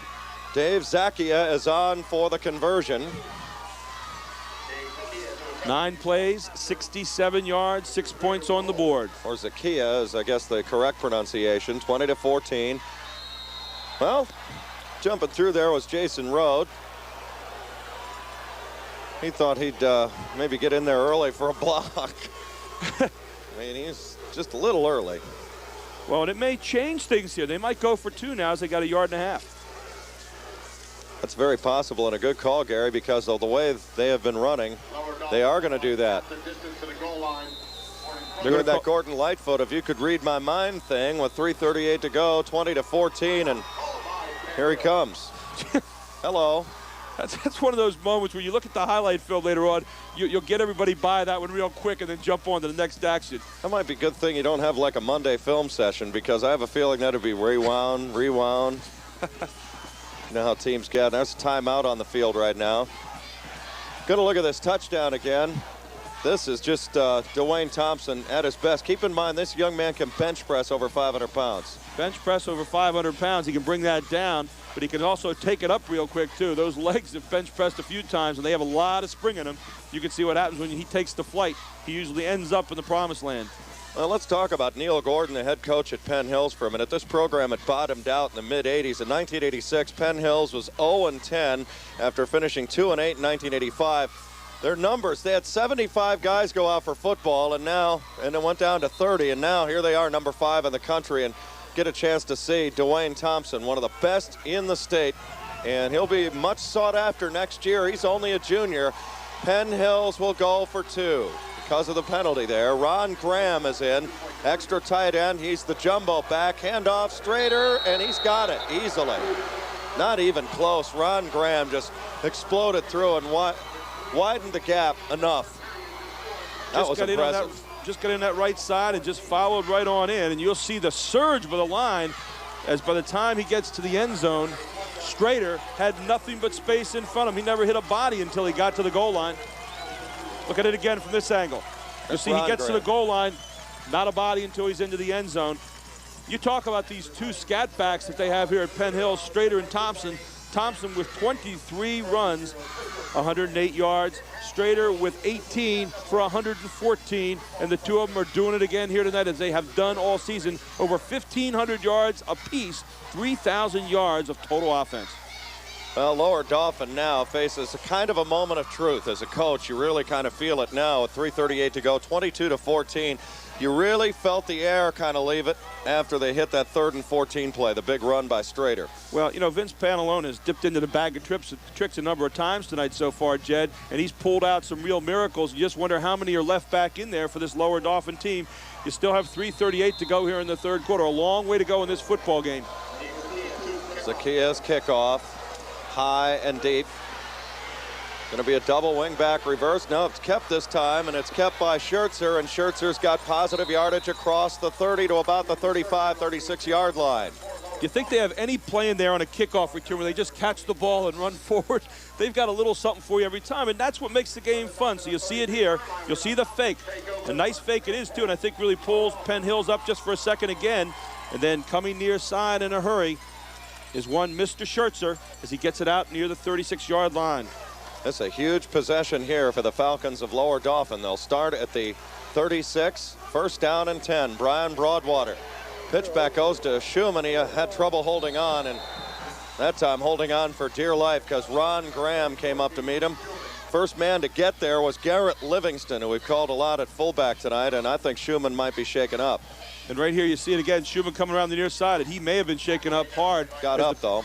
Penn Hills player pointed down to him that time.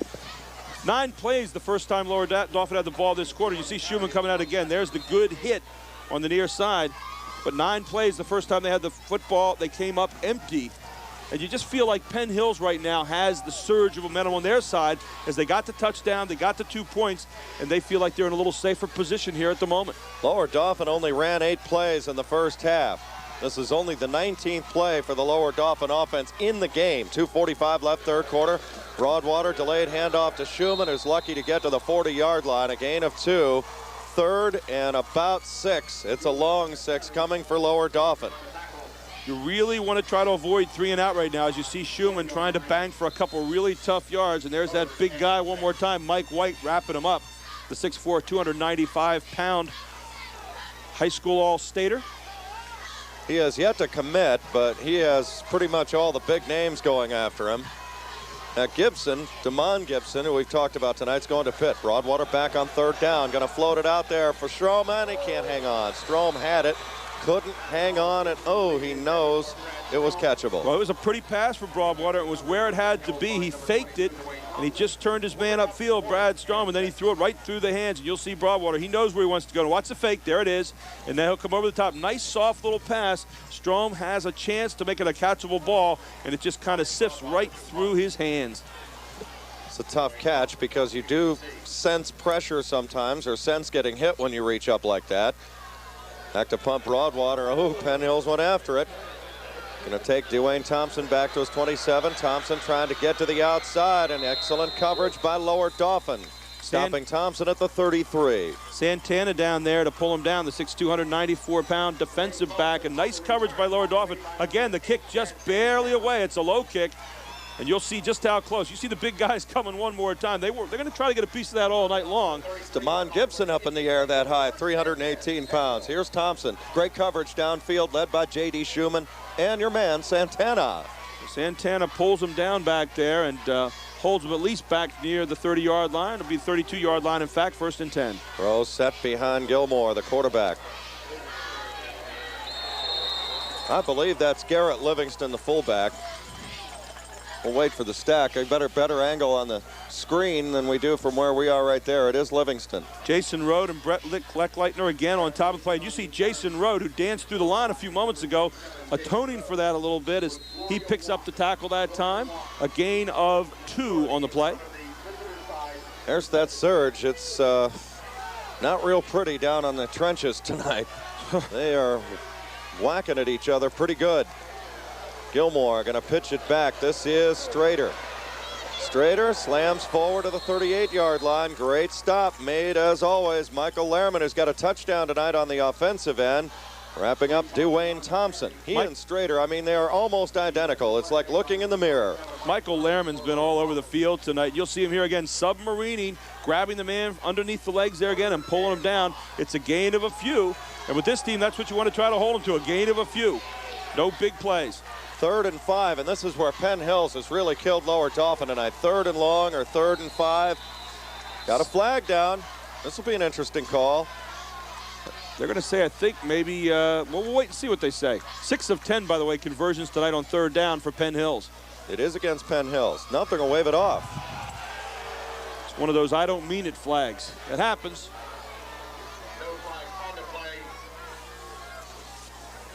Going to say they hadn't been up at the line of scrimmage long enough maybe to get a violation, unless somebody had lined up wrong. Into the game, Len Gilmore. He's the quarterback under center. 25 seconds left, third quarter.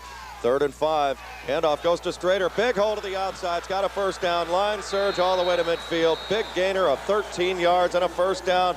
There has been no answer for Victor Strader on 3rd down, and when he gets outside, that is a fire that's tough to put out. Well, watch how quick the direction change is here for Strader. As he heads to the line, stops on a dime and gives you some change, and then heads to the outside, and the last man to get him is Broadwater again. You can see why he's the leading tackle on the team. He's the last man most of the time getting down there.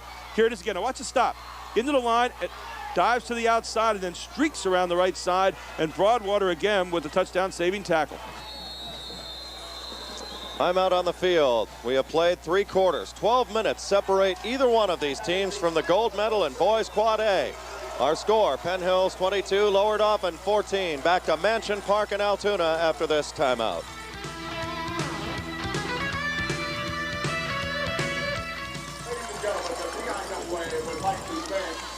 Victor Strader has really gotten it done, Gary, on 3rd down, and Penn Hills has really gone to him a lot when they've had to have it. You see the left foot there just turned to the outside. I mean, he stopped and literally lost everybody at the line of scrimmage and then makes the quick turn. There's not a lot of people that can do that, and I'm not sure how you teach that. That's just absolute blinding talent, speed, and athleticism. There's coaching staff. Neil Gordon in the white, talking to his particular troops. As we mentioned, he really turned this Penn Hills team around. You talk about numbers, you go from 75 down to 30. But with this kind of success, there's the touchdown. Dwayne Thompson that gave them the lead, and then they hit a 2-point conversion after a penalty, and now they have an 8-point advantage at 22-14 as we make the turn to the final 12 minutes of play in the 4th quarter, in the final quarter of championship weekend here in Altoona.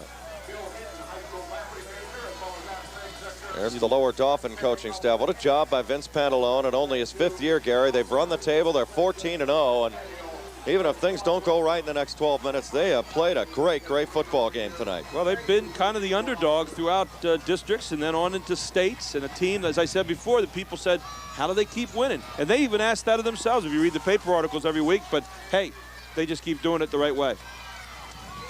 22-14 the score. Penn Hills up by 8, the number 5 team nationally in the USA Today poll. Berwick is going to finish number 1. They already won 43-6. Please report for the flagpole.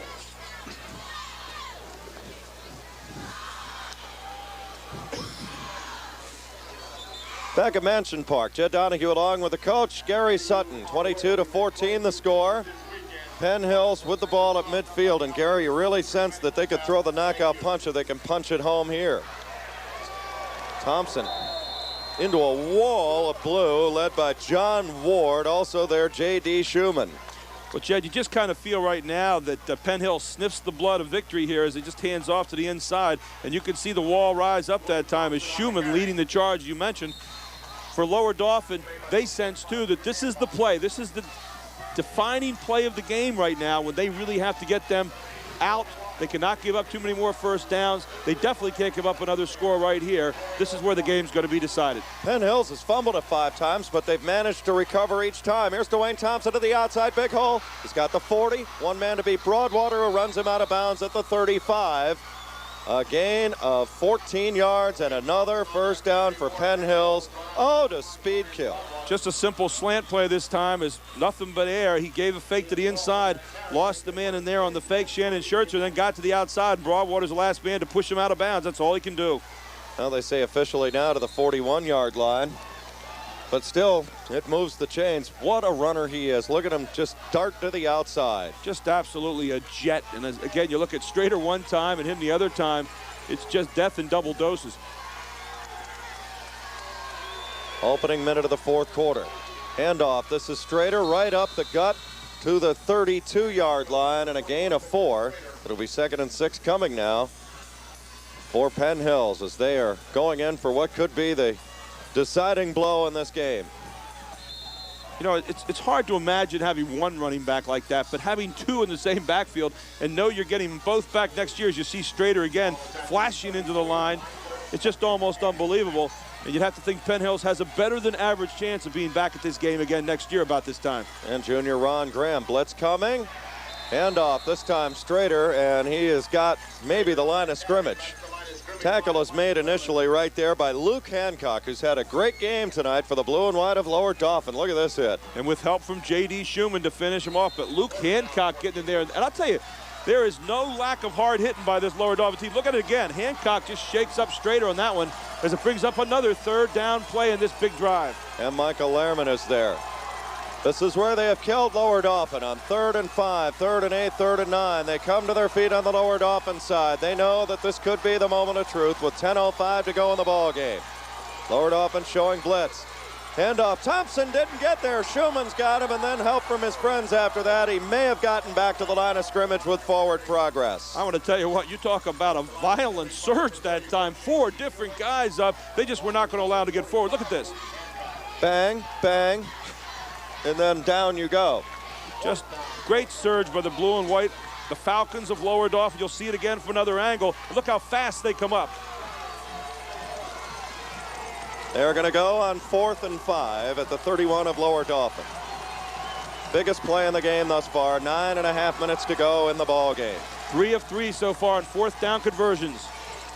Going in motion is Strader. They'll line up 3 wide receivers, and going in motion, it looked like Gilmore pulled out early. This is going to go against Penn Hills, I believe. We're going to go down for a very important verdict on the field. Dead ball. Ball start. Wait. Well, everybody off to the same page that time. As you can see, everybody moving disjointedly. And that definitely is an illegal procedure penalty against Penn Hills, and a movement back 5 more yards. For most teams, that's a major problem. For them, it's just kind of a minor detour most of the time. Zakia's going to drop back in punt formation. However, they faked out of this formation once. The short man is Victor Strader. They might snap it to him. They don't. They're going Zakia, and he kicks it away. And it's going to go out of bounds. Bad kick, and I'll tell you, Lower Dauphin dodged a bullet there. Out at the 17. They are alive still with 8:59 left. Well, even the swashbuckling Neil Gordon right now feels like we can't take a chance with an 8-point lead. Let's play field position. A wise move on his part as they kick it down inside the 20 near the 17-yard line. And now Lower Dauphin faces a formidable task with 8:59 to go in the game. 19-yard punt, which gave Lower Dauphin better than field position than they probably would have had otherwise, obviously. Going in motion right now is Michael Lehrman. Going to be Brad Hiltz trying to get him into the lineup. Hiltz step around move to the 21-yard line. A gain of 4, 8:50 to go in the ball game. Hey, a good friend of ours out there. It's been up here with us for a lot of years, Jed, and I know a special friend of yours we'd like to say hi to tonight, and his name's Mark Shuey, sitting back home, and we certainly hope Mark is doing well right now. Sports director at Wink 104. Mark and I have been doing a lot of games over the years, and he's recovering. But Mark will be back here with us next year in Altoona, and hope everything is going well, and we missed you this weekend big time. A 2-14. Broadwater looking, throws just in front of Lehrman. 3rd down and 6. 8:25 left, and this is big right here because Lower Dauphin can't go on 4th down this deep in their own territory. Well, you're running out of times. You see Broadwater stepping back, trying to find Lehrman, just throwing to the outside and just simply missing his target. So it's 3rd down and 6 yards to go, and it's maybe the most important 3rd and 6 you've had all year. You need to sustain something right here. You can ill afford to hand the ball back too many times to this always potent Penn Hills offense. Lower Dauphin with a bit of a wind to their back. There's J.D. Schumann going in motion. He's probably going to pick up the blitz. Broadwater looks and turning around. Lehrman intercepted. Dwayne Thompson. 10-5 touchdown Penn Hills. Dwayne Thompson takes it back for a touchdown, and he's the running back. And when you saw that much open space, big trouble because Lehrman didn't turn around in time. Lehrman actually turned upfield, and you could see that it was really off the page as Thompson back there. He picked it off, read it the whole way, but Lehrman was upfield. Broadwater throwing to the outside, and you can see what Thompson does with it when he has daylight in front. He streaks. Is that 3 or 4 touchdowns for him? I think 3. That one goes 32 yards for Dwayne Thompson on the INT return. Zakia is on for the interception return. 3rd touchdown, George Zurich, our stat keeper, tells us.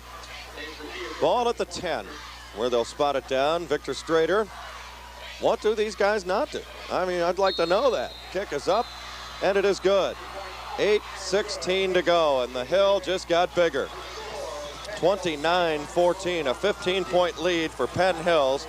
All right, Gary, you've been in this spot trying to get on the comeback trail. What are you selling now? Well, what you've got to do is keep your wits about you because Penn Hills just became Penn Mountain as far as you're concerned, and here's the reason why. As you see Broadwater step back, he throws, Lehrman turned upfield, but Dwayne Thompson didn't. Thompson gets it, and he says, ha-ha, no one in front of me. Let me see if I can streak for daylight, and that's exactly what he does, and he takes a big step into the end zone. One big step closer to a gold medal for Penn Hills. They're up by 15 points with 8:16 to go in the football game. He could have gone longer than the 32 yards. That's just all he needed. Untouched. 29-14 the score. Penn Hills is showing us now why they are number 5 in the country. Pretty good year in Pennsylvania. What do you think about what you've seen all weekend long? Got the number 1 team in the country, number 5 in front of you. And I'll tell you what, pretty good Cinderella outfit here. Yeah, McDevitt wouldn't be too far off either after that performance we saw this afternoon. Kia's kick. Orlo will let it go out of bounds, and that's where Lower Dauphin will get it back at the 35. Good field position. Now, you don't want to jam too much, too soon, too quick. Still got 3 timeouts remaining. Got a good kicking game. Still need 2 touchdowns now. You're down 15. You didn't get to this situation all at once. You can't get it back all at once, but you do have the clock working against you right now. It's totally on the side of Penn Hills. As you see Vince Pantalone telling quarterback Brian Broadwater just what they have to do. You've got to get some big plays offensively here with the pass. You can't afford to run that clock and get a long series and then hope you're going to ever get it back again from Penn Hills. Especially the way Penn Hills can just chew the clock alive with that running game of theirs. They've been averaging 11 plays every time they have the football tonight. So if you see them get the ball again, it's going to be a tough night. You're going to have to get on the board, and you're going to have to get on the board quick if you're Lower Dauphin. Looking maybe to look for Brad Heltz a little bit. Oh, Broadwater slipped on the turf. We mentioned it's going to get a little glassy at this time of night.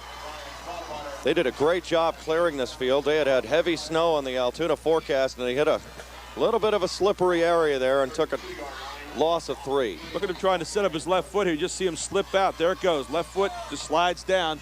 That's like walking out your driveway in the morning. You have that little extra sheath of ice down there, and that's exactly what Broadwater got that time. A little black ice on that turf. Ooh. Mike White was forcing the issue, though, and he's pretty good at that at 6'4", 295 with lots of speed.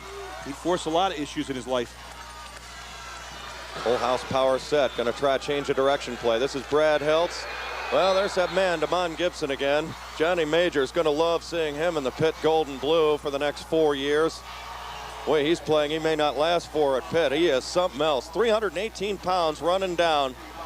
Brad Heltz in the backfield. Well, Brad Heltz just ran into a new world there as he came around the corner, and there he is. Damon Gibson standing there waiting for you. Look at this. What kind of sight would this be? You're coming around the corner, and whoops, there's a guy you don't want to see standing back there on the end around. Well, they call this Mansion Park. He's the mansion. And he just parked Mr. Hiltz. 7 minutes to go in the 4th quarter. Lehrman goes in motion. Broadwater back, and it is intercepted again. Going with it and going inside the 5-yard line with the interception is Jeremy George. Oh, Broadwater's just not seeing enough. Jeremy George with the interception, and that may just have been the knockout punch right there for Penn Hills. Boy, yeah, just a great play by Jeremy George as he spelled out. He's one of the unsung heroes of this team. You don't hear much about Jeremy George. All he does is turn plays in like this. Picking it off, finally getting a hand on it. He says, now I'm going to run to glory myself a little bit. As he hunted for that end zone every way he could, finally brought down at the 5-yard line. Boy, a tough time here in the second half for Lower Dauphin. A spirited game tonight, but 2 major mistakes here in the last 3 minutes. Well, you mentioned, we told you that quote from Vince Pantalone. They have a whole store of athletes. The latest to emerge has been Jeremy George. Jeremy George, one of a whole lot of unsung heroes this year. You got guys like defensive tackle Corey Connors you never hear about, offensive tackle Teddy Fitzpatrick, defensive tight end B.J. Dinatow, and here you see the pickoff again by one of those guys, Jeremy George. You throw in there a guy like Lenny Gilmer tonight, the quarterback. You haven't heard anything about him. All he does is operate this offense flawlessly. Gilmer, late handoff. Victor Strader dances up the middle, hit from behind by Schumann. He's got about 4 yards down to the 2-yard line. It'll be 2nd and goal from there, 29-14. Well, the Lower Dauphin fans, they're saying a fumble? No, they are saying it was a late call. Let's see if we can pick it up on the replay. Well, the ball was knocked loose right at the last second there, and it was picked up by that guy. It's already been a hero one time tonight. Number 29, his number called again, Roy Warlow. He just took it away from number 21 that time, Victor Strader. Let's see if we can pick it up. This is great camera work for our guys right here because this was impossible to see where we're at. There he is. You see, he just took it right out of his hands. He says, I'll take that if you don't mind. We'd like to go the other way with it as we have a timeout in the field, charged to Lower Dauphin. That's their 6th fumble tonight, and that's the first one Lower Dauphin's been able to get their hands on. They just went and took it away. Well, the reason was it didn't hit the ground for a change. Everyone that's hit the ground, Penn Hills has picked up. Let's take a look at that one more time. You just see how just quick hands Roy Warlow puts in there. Roy Warlow with a 78-yard kick return tonight for a touchdown. And watch this. He just takes it away from number 21. You'll see it there. Has it in his left arm. Beautiful camera work by our WITF crew, as always. They have been flawless throughout this tournament as well, Jed. Ball is at the 3-yard line where it's 1st and 10 for Lower Dauphin, 29-14. Well, there's still hope as they turn them away. One thing I want to mention that's kind of weird about this weekend, the visiting team has won the first 3 games, and the visiting team is well in hand right now, leading by 15. Yeah, if you sit in the far side of the stands away from where we're looking this weekend, you're going to win most of the time. Well, if you believe has a lot to do with who's been in that particular runway today. Bishop McDevitt, you mentioned flawless effort today. I mean, they were most impressive in their 29-0 win over Borough for a AA championship. Berwick won the AAA championship 43-6 against an outman Sharon team. And then the upset, I guess, would be Farrell's 6-0 win in the opener in single A against Southern Columbia. Handoff, I believe, Schumann, first man through, and you hear Mike White and Damon Gibson converge on the tackle. Well, you're in a situation right now where it probably dictates, because of where the ball is, that you've got to be a little bit conservative. But you're also in a situation with 6:12 to go where you can ill afford to be conservative. If you have any plans of pulling a miracle out of the hat here, you've got to put the ball in the air. That was Shannon Schertzer, rather, on the carry instead of Schumann, who they have not been able to get loose. I'll tell you, the speed of Penn Hills has just neutralized the passing game.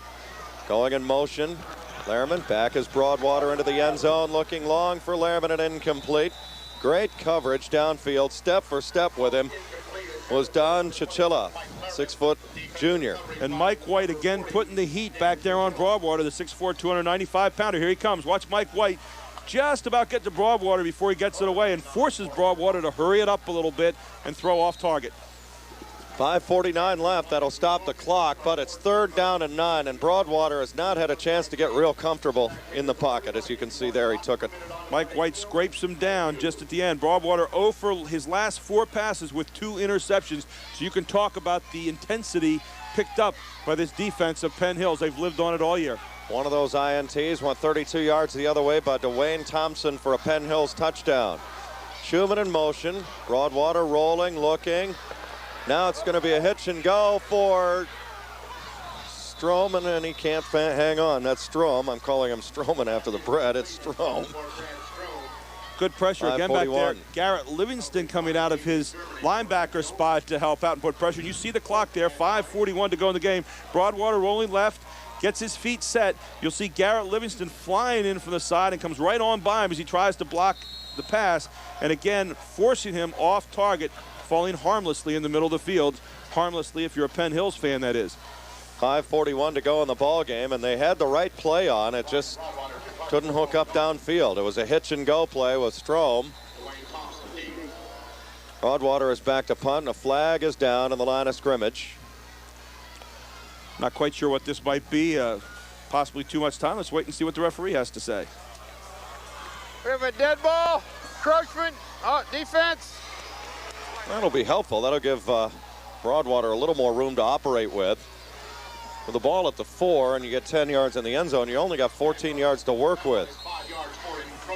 Well, this is basically the season right here for Lower Dauphin if they have any hope of winning this game at all. With 5:41 to go, it's 4th down, 4 yards to go, and they're back about as far as you'd want to be at this point. Broadwater about 2 yards deep. It's a fake. It's going to be taken Santana, and he's short of the first down by about 1.5 yards. Well, they had to do something dramatic, and they had to try, and I give Vince Pantalone credit for going down with your gun smoking. Yeah, you don't play to get close to the state championship. You play to win it, and that's the way Vince Pantalone has played it all season long. It was the short snap to Santana. You have to think that Penn Hills was sniffing that out just a little bit, but you had no other option if you were Lower Dauphin. As you see the heads beginning to droop, and the happy Indian over on the far side begins to whoop it up for the PH flag, Penn Hills. Penn Hills will take over at the 12-yard line of Lower Dauphin. 29-14 the score. Handoff, second man through. This is going to be Thompson. Make it. Yes, it is Dwayne Thompson for the touchdown, 12 yards, his 4th of the night. He and Strader look so similar. Gary, it's just impossible to tell the difference sometimes. Well, it's a blur. That's one of the reasons it's hard to pick him up every now and then. Did you see Thompson just operating inside the tackles there, working his way through and then gliding in the end zone? Here he comes again. Looks like he has afterburners on those sneakers he's got on tonight as he just stays low, works his way between the tackles. 4th touchdown of the night for Dwayne Thompson, who has 27 carries, 129 yards this evening. Hey, his buddy Strader, 24 carries, 138 yards. 4 touchdowns for Thompson, and there's Rode again. He's jumping early. He's trying to get in there and get the block. Well, I'll tell you what, if they have a triple jump out there, Lower Dauphin, Rode ought to try out for it this year because he's done 2 good ones so far. It's kind of like starting the horse race, and you get a horse that's kind of a little jumpy about going into the gate, and it kind of runs loose. And then the worst part about that is you got to go back to your buddies, and they're all kind of snickering at you a little bit. And you say, oh, come on, guys, I had good intentions there. It just didn't work out. Oh, you know there's nothing rougher than a film room on Monday. Got to be thick-skinned to get through that. And you know when that goes backwards, it's real ugly. Zakia is on for the conversion, something he's been doing a lot of this year, and it's wide left. Well, that's one thing about this weekend. The kicking games have not really been anything to write home about. Thompson with his 4th touchdown. I believe that's a Piaa Quad A record in one game. We'll check. George Zurich is off to the record books. There's your score. Penn Hills will win it. And what a job. We mentioned Neil Gordon.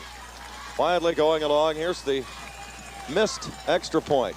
You want to know just how close? That's just how close. About a foot there. You see our camera work again to the outside. And here again's the touchdown look. Dwayne Thompson diving into the line and just weaving his way through. Kind of like the guy that used to weave goal. What was his name? Rumpelstiltskin? Well, tonight his name is Dwayne Thompson as he's woven 4 touchdowns so far this evening. 5:16 to go in the game, and he has personally given his team a 21-point lead, a touchdown on this side, and a big interception just about 3 minutes ago that put his team in total command of this game. Well, Lower Dauphin's been living inside that 20-yard line and has paid dearly for it. Taking the kick is Schertzer. Now he's going to hand it off. It's going to be Matt Smith. Smith is going to be hit and dropped inside the 20 to about the 17-yard line. Boy, Penn Hills is really getting after it. 5:04 left. There is a flag on the play, as you can see on the screen. I think you're going to see a late hit out of bounds, and no bad sportsmanship there. I think you just saw an awful lot of energy as he's going to try to get him. And here you see Smith coming around the near side on the end around. Nobody fooled by this one. As Smith just running for the side, trying to get there where he can get up the side of the field. And he's going to get pushed out here on a little bit of a late hit. And right there it is, just a touch. Probably nothing meant by it, but the referee throws the flag there. And wait a minute, they're going to say, there wasn't any touch at all. It's a clip. It's a clip. Kind of adding insult to injury at this point in the game. That'll move at half the distance now to the 10-yard line. 1st and 10 now for Lower Dauphin. And here you see the clip from behind. There it is. You see the camera work again, just push it from behind, and that's where the clip occurred, knocking Lower Dauphin again into horrible field position here inside the 10. Again, I don't think they've been outside of this hole for a while. There's Schumann in motion, 35-14. Broadwater back. They're going down smoking, and the pass is incomplete for Lehrman. He has a touchdown catch tonight in one of the wildest plays you'll ever see to end the first half. Well, Lower Dauphin just kept grabbing out of the magical grab bag tonight, and they just reached in this last time or two, and they've not been able to find anything at all that resembled any magic. Nothing but black magic, maybe. 4:53 left to go in the ball game. Penn Hills is off to a state championship. The WPIAL has done very well in Quad A in this particular bracket. As far as past winners are concerned, now it's going to be Schumann on a little screen, trying to get away from Gibson. Does momentarily, but the Penn Hills defense is just get after it tough right now, and he gets back to the original line of scrimmage. 3rd and 10 for Lower Dauphin coming. In 4A, if you count tonight, it appears this is going to be a win for Penn Hills. We see the pass outside, and the tough times continue for Lower Dauphin here. The West will be 6-1. The WPIAL actually will be 6-1 in the 4A state championship. They were 2-11 coming in all the other brackets combined, but Quad A has been where they have made the statement. Well, Quad A, they've made some hay, and, you know, they've had an outstanding time there. This team's going to be back, too. This Penn Hills team is going to be wicked next year. Yeah, I think you could write them in on the dance card right now. They're going to be awfully tough to beat next year. I'd like to see the team that's going to beat them, because if they are, they'll be #1 in the country. Well, you got Ron Graham, who we haven't seen a lot. He's been hurt a little bit. He's a linebacker, considered one of the 5 best returning players in the country next year at his position. You got Len Gilmer, the quarterback, Victor Strader and Dwayne Thompson back as well, both juniors. Broadwater, senior. He's going to throw, looks, has a man complete across the 20 for a first down for Lower Dauphin. And it's Brad Strom, who's had a strong game tonight. He has a touchdown pass and now a big catch as well. Pretty pass downfield by Broadwater here. That's only the 4th first down for Lower Dauphin. It has been a lean night as far as first downs for the blue and white.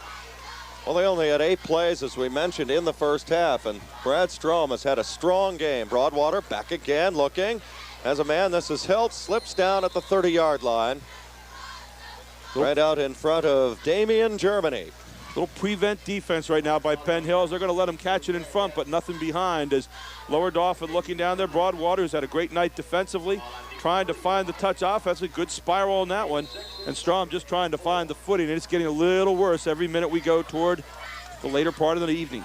Gain of 6, 3:20 to go in the ball game. 35-14. Penn Hills out in front. Broadwater back again, looking, throws, incomplete. Pass intended for Michael Lehrman. Great coverage downfield, and there's that Damon Gibson, Mike White, Kevin McCoy. I mean, these guys have just been relentless up front. Watch the pursuit again. Well, here comes number 65. That is Damon Gibson, the hand up in the air. The big guy, really active, really light on his feet as he gets back there one more time, and another hurried pass by Brian Broadwater. Here you see it again. Good pressure and forcing him to throw to the outside short of his receiver. One thing you never want to do is let the quarterback stand in the pocket and count the house, and Broadwater tonight has just felt the pressure every time.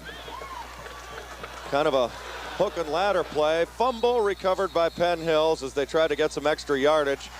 I'll say one thing about Lower Dauphin. They're a fun team to watch, and this game is kind of getting out of hand now because they're just trying everything in their power to get back into the game. They want to try everything. Well, here you see the pass to the outside. Hook and ladder here, Gary. Good catch, hook and ladder around the corner.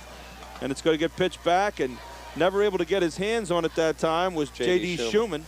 As Brad Strom, who again involved in every gimmick play they've got, catches it, pitches it back. Just not a real good pitch. You have to pitch it out ahead a little bit, and he pitched it behind that time. The only time I've ever seen that play work was in a playoff game between San Diego and Miami. That double overtime thriller won by the Chargers when the Chargers had gone up 24-0, and Tony Nathan got one of those, I think, from Don Strock to end the first half. That's the only time I've ever seen that work. Awful tough play to have anytime, and they've had a few of them here tonight. I'm sure we'll get a chance to see somewhere along the line that play that we saw in the first half that gave Lower Dauphin at least a glimmer of hope and a tie at halftime here. It was 14-14 at the half, but since then, Penn Hills has assumed control of this football game. For those of you who've been with us for both games on WITF Channel 33, we want to really take time to thank Brad Cashman, the executive director of the PIAA, Elliot Hopkins, and Bob Lombardi, his 2 chief assistants, and special thanks as well to all the people in Altoona and the school board to make our stay here so easy to do. And relive the moments of the PIAA State Football Championships. $21 plus $4 for shipping and handling. The PIAA, right to them at 550 Gettysburg Road, P.O. Box 2008, Mechanicsburg, Pennsylvania 17055. Call locally in the Harrisburg area at 717-697-0374 or toll free at 1-800-382-1392. Back to live action. Ball at the 39 for Penn Hills. Handoff this to fullback Garrett Livingston. You know, he doesn't get much publicity. All he does is lead the way for the other guys, Victor Strader and Thompson. Now we've got some extracurricular hitting. Frustrations beginning to build for both teams, especially Lower Dauphin. It's tough putting the kind of emotion and effort on the line that they have for a better part of 3.5 quarters, Gary, and be on this kind of a score. Well, there's nothing tougher than to play out the string right here. As you see, the good run forward this time by number 28. That's Garrett Livingston again. And a little extra hitting, probably a little late hitting here. And you hate to play the last 2:15 knowing there's nothing to play for right now. You're down. You've given yourself a heck of a heroic effort. And now the first string offense leaves the field for a curtain call. Here. And there's the play at the end of the first half we were talking about, the gimmick play, the good inside pass by Strom to the outside, and you see it all the way downfield to Lehrman for the touchdown. And I wanted to say the good block in there as well by J.D. That's J.D. Schumann. Second team offense is in now for Penn Hills, and they look big too. Guess the first string has to get pretty good. This is the wildest play you'll ever see. Brad Strom, it's a skip pass. I thought he's throwing it away, and then Schumann saves it. And then Strom just hurls it 35 yards in the air, and there he is. Wide open, Michael Lehrman for the touchdown. That tied it at 14, and I mean LD had all the momentum going into the locker room. Got the football, drove it all the way down to the 33-yard line of Penn Hills, turned it over on downs, and from there it's been all Indians. Hey, I'm going to buy the Piaa film just to relive that play a few times. I got to take that one home so I can remember 20 years from now. That's the greatest football play that I think I've ever seen. And I tell you, it's got to work better on this kind of turf than regular turf outside because you don't get that true bounce that you get here. Well, it's not like doing it in a controlled environment with a 72 degrees. I mean, it's like 15 degrees when they pulled that. It's colder now. Take me a couple days to thaw out every year from the football championships.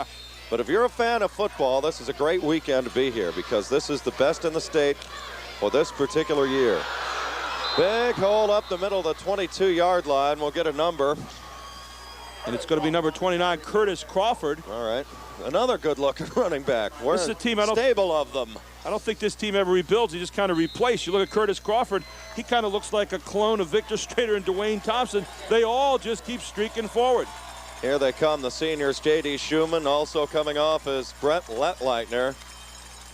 And Vince Pantalone with a big hug for them. They just emptied the tank effort-wise tonight. And Gary, you know, we have talked time and time again in situations like this, and I know a lot of people are familiar with this conversation that we're going to have. Runner-up is nothing to be ashamed of. You got to get here to have a shot, and I'll tell you, Lower Dauphin just went down swinging tonight. A lot of teams would like to play in this game. You see Curtis Crawford with another dive in line. Curtis Crawford stepping in behind Dwayne Thompson and Victor Strader, who'll be back next year. He is only a sophomore, a 5'9" sophomore, and looks like he might be the heir apparent to the crowns when Thompson and Strader finally vacate them. Delayed handoff, and Lower Dauphin has it down to the final 45 seconds to go in the Quad A championship game. 35-14. Penn Hills is going to win it again. Once again, the surge, somewhat academic at this point as the clock ticks down to 33. And remember the two names, Victor Strader and Dwayne Thompson, because after next year, you can maybe turn your TV on any given weekend and watch them play for some major college. Big East, Big Ten, they're going big program. This could be the final play of the football game here at Mansion Park in Altoona. Handoff, I believe it's going to be Livingston, the fullback, and he is stacked up, and that'll do it. Penn Hills has won the state championship in resounding fashion as they count out the clock, and the Indians have won a state championship. Celebration on one end, disappointment on the other. To further that thought, there are no losers when you reach this level. Well, there's never any losers, and when you play the spirited kind of game tonight that both these teams played, you have to be proud. For Lower Dauphin, hey, it hurts a little bit right now. They're walking off the field a little dejected, but I'm going to tell you what, they'll sit down in a few days and they're going to remember a wonderful season with plays like we saw in the first half tonight, the gimmicks, the fine plays, the outstanding quarterback of a Broadwater, the outstanding defensive play of a team that just would never say die. And yet on the other side is a Penn Hills team that stands tall tonight, and they also stand very young. They may well be back here next year, and who knows? Lower Dauphin might gather up another Cinderella story one more time and stand across from them this time come 15th week in the season next year. Well, Vince Pantalone has put the foundation down for what could be one of the big programs to look for every year in Central Pennsylvania. You got a Cumberland Valley, the Man-Arm Centrals. I think Lower Dauphin is soon to graduate into that level. They've got a lot of quality kids coming back, and the seniors that graduate tonight for both of these clubs laid the foundation down for what should be. But for Penn Hills, they did it tonight on the ground the way they've done it all year, and you can see it right here as they dance their way in the end zone one more time. It's Dwayne Thompson. He was the man this evening, along with his good buddy Victor Strader. 4 touchdowns for Thompson tonight, 300 yards in rushing, and you'll see the play of the game, however. It came by the team that lost tonight, but it kept them in the ballgame in the first half, tied the score at 14. The gimmick play all the way downfield as Michael Lehrman takes it in, but it was not to be on the scoreboard tonight for Lower Dauphin. Penn Hills, the 4A state champ. Too much size, too much speed, too much depth for Lower Dauphin to contend with. This is truly a top 5 team, not only in our state, but nationally. They are just unreal with what they can do. They don't have to throw. They just jam it down your throat. You know what's coming. They just do it better and teach it better than anybody. They look like Florida State tonight, didn't they? They look like Florida State more than just their uniforms tonight, as they showed you the kind of speed that a Florida State team possesses on a high school level. As you see the Penn Hills flag being waved in the middle field with an awful lot of pride tonight. Everybody out west pretty happy again, as the WPIL has taken home their 6th of 7 state champions played in 4A. Well, there's been a North Hills and a Penn Hills. Penn Hills will defend the state championship and will walk around as the state titleist for the 1996 season. It's been a great 1995 campaign. It's been a great time working with the crew at WITF Channel 33 and as well with Brad Cashman, everybody with the PIAA. We'd like to thank Tom Bradley with the Altoona Area School District for making this truly a Super Bowl weekend for high school football. Until next year from Altoona.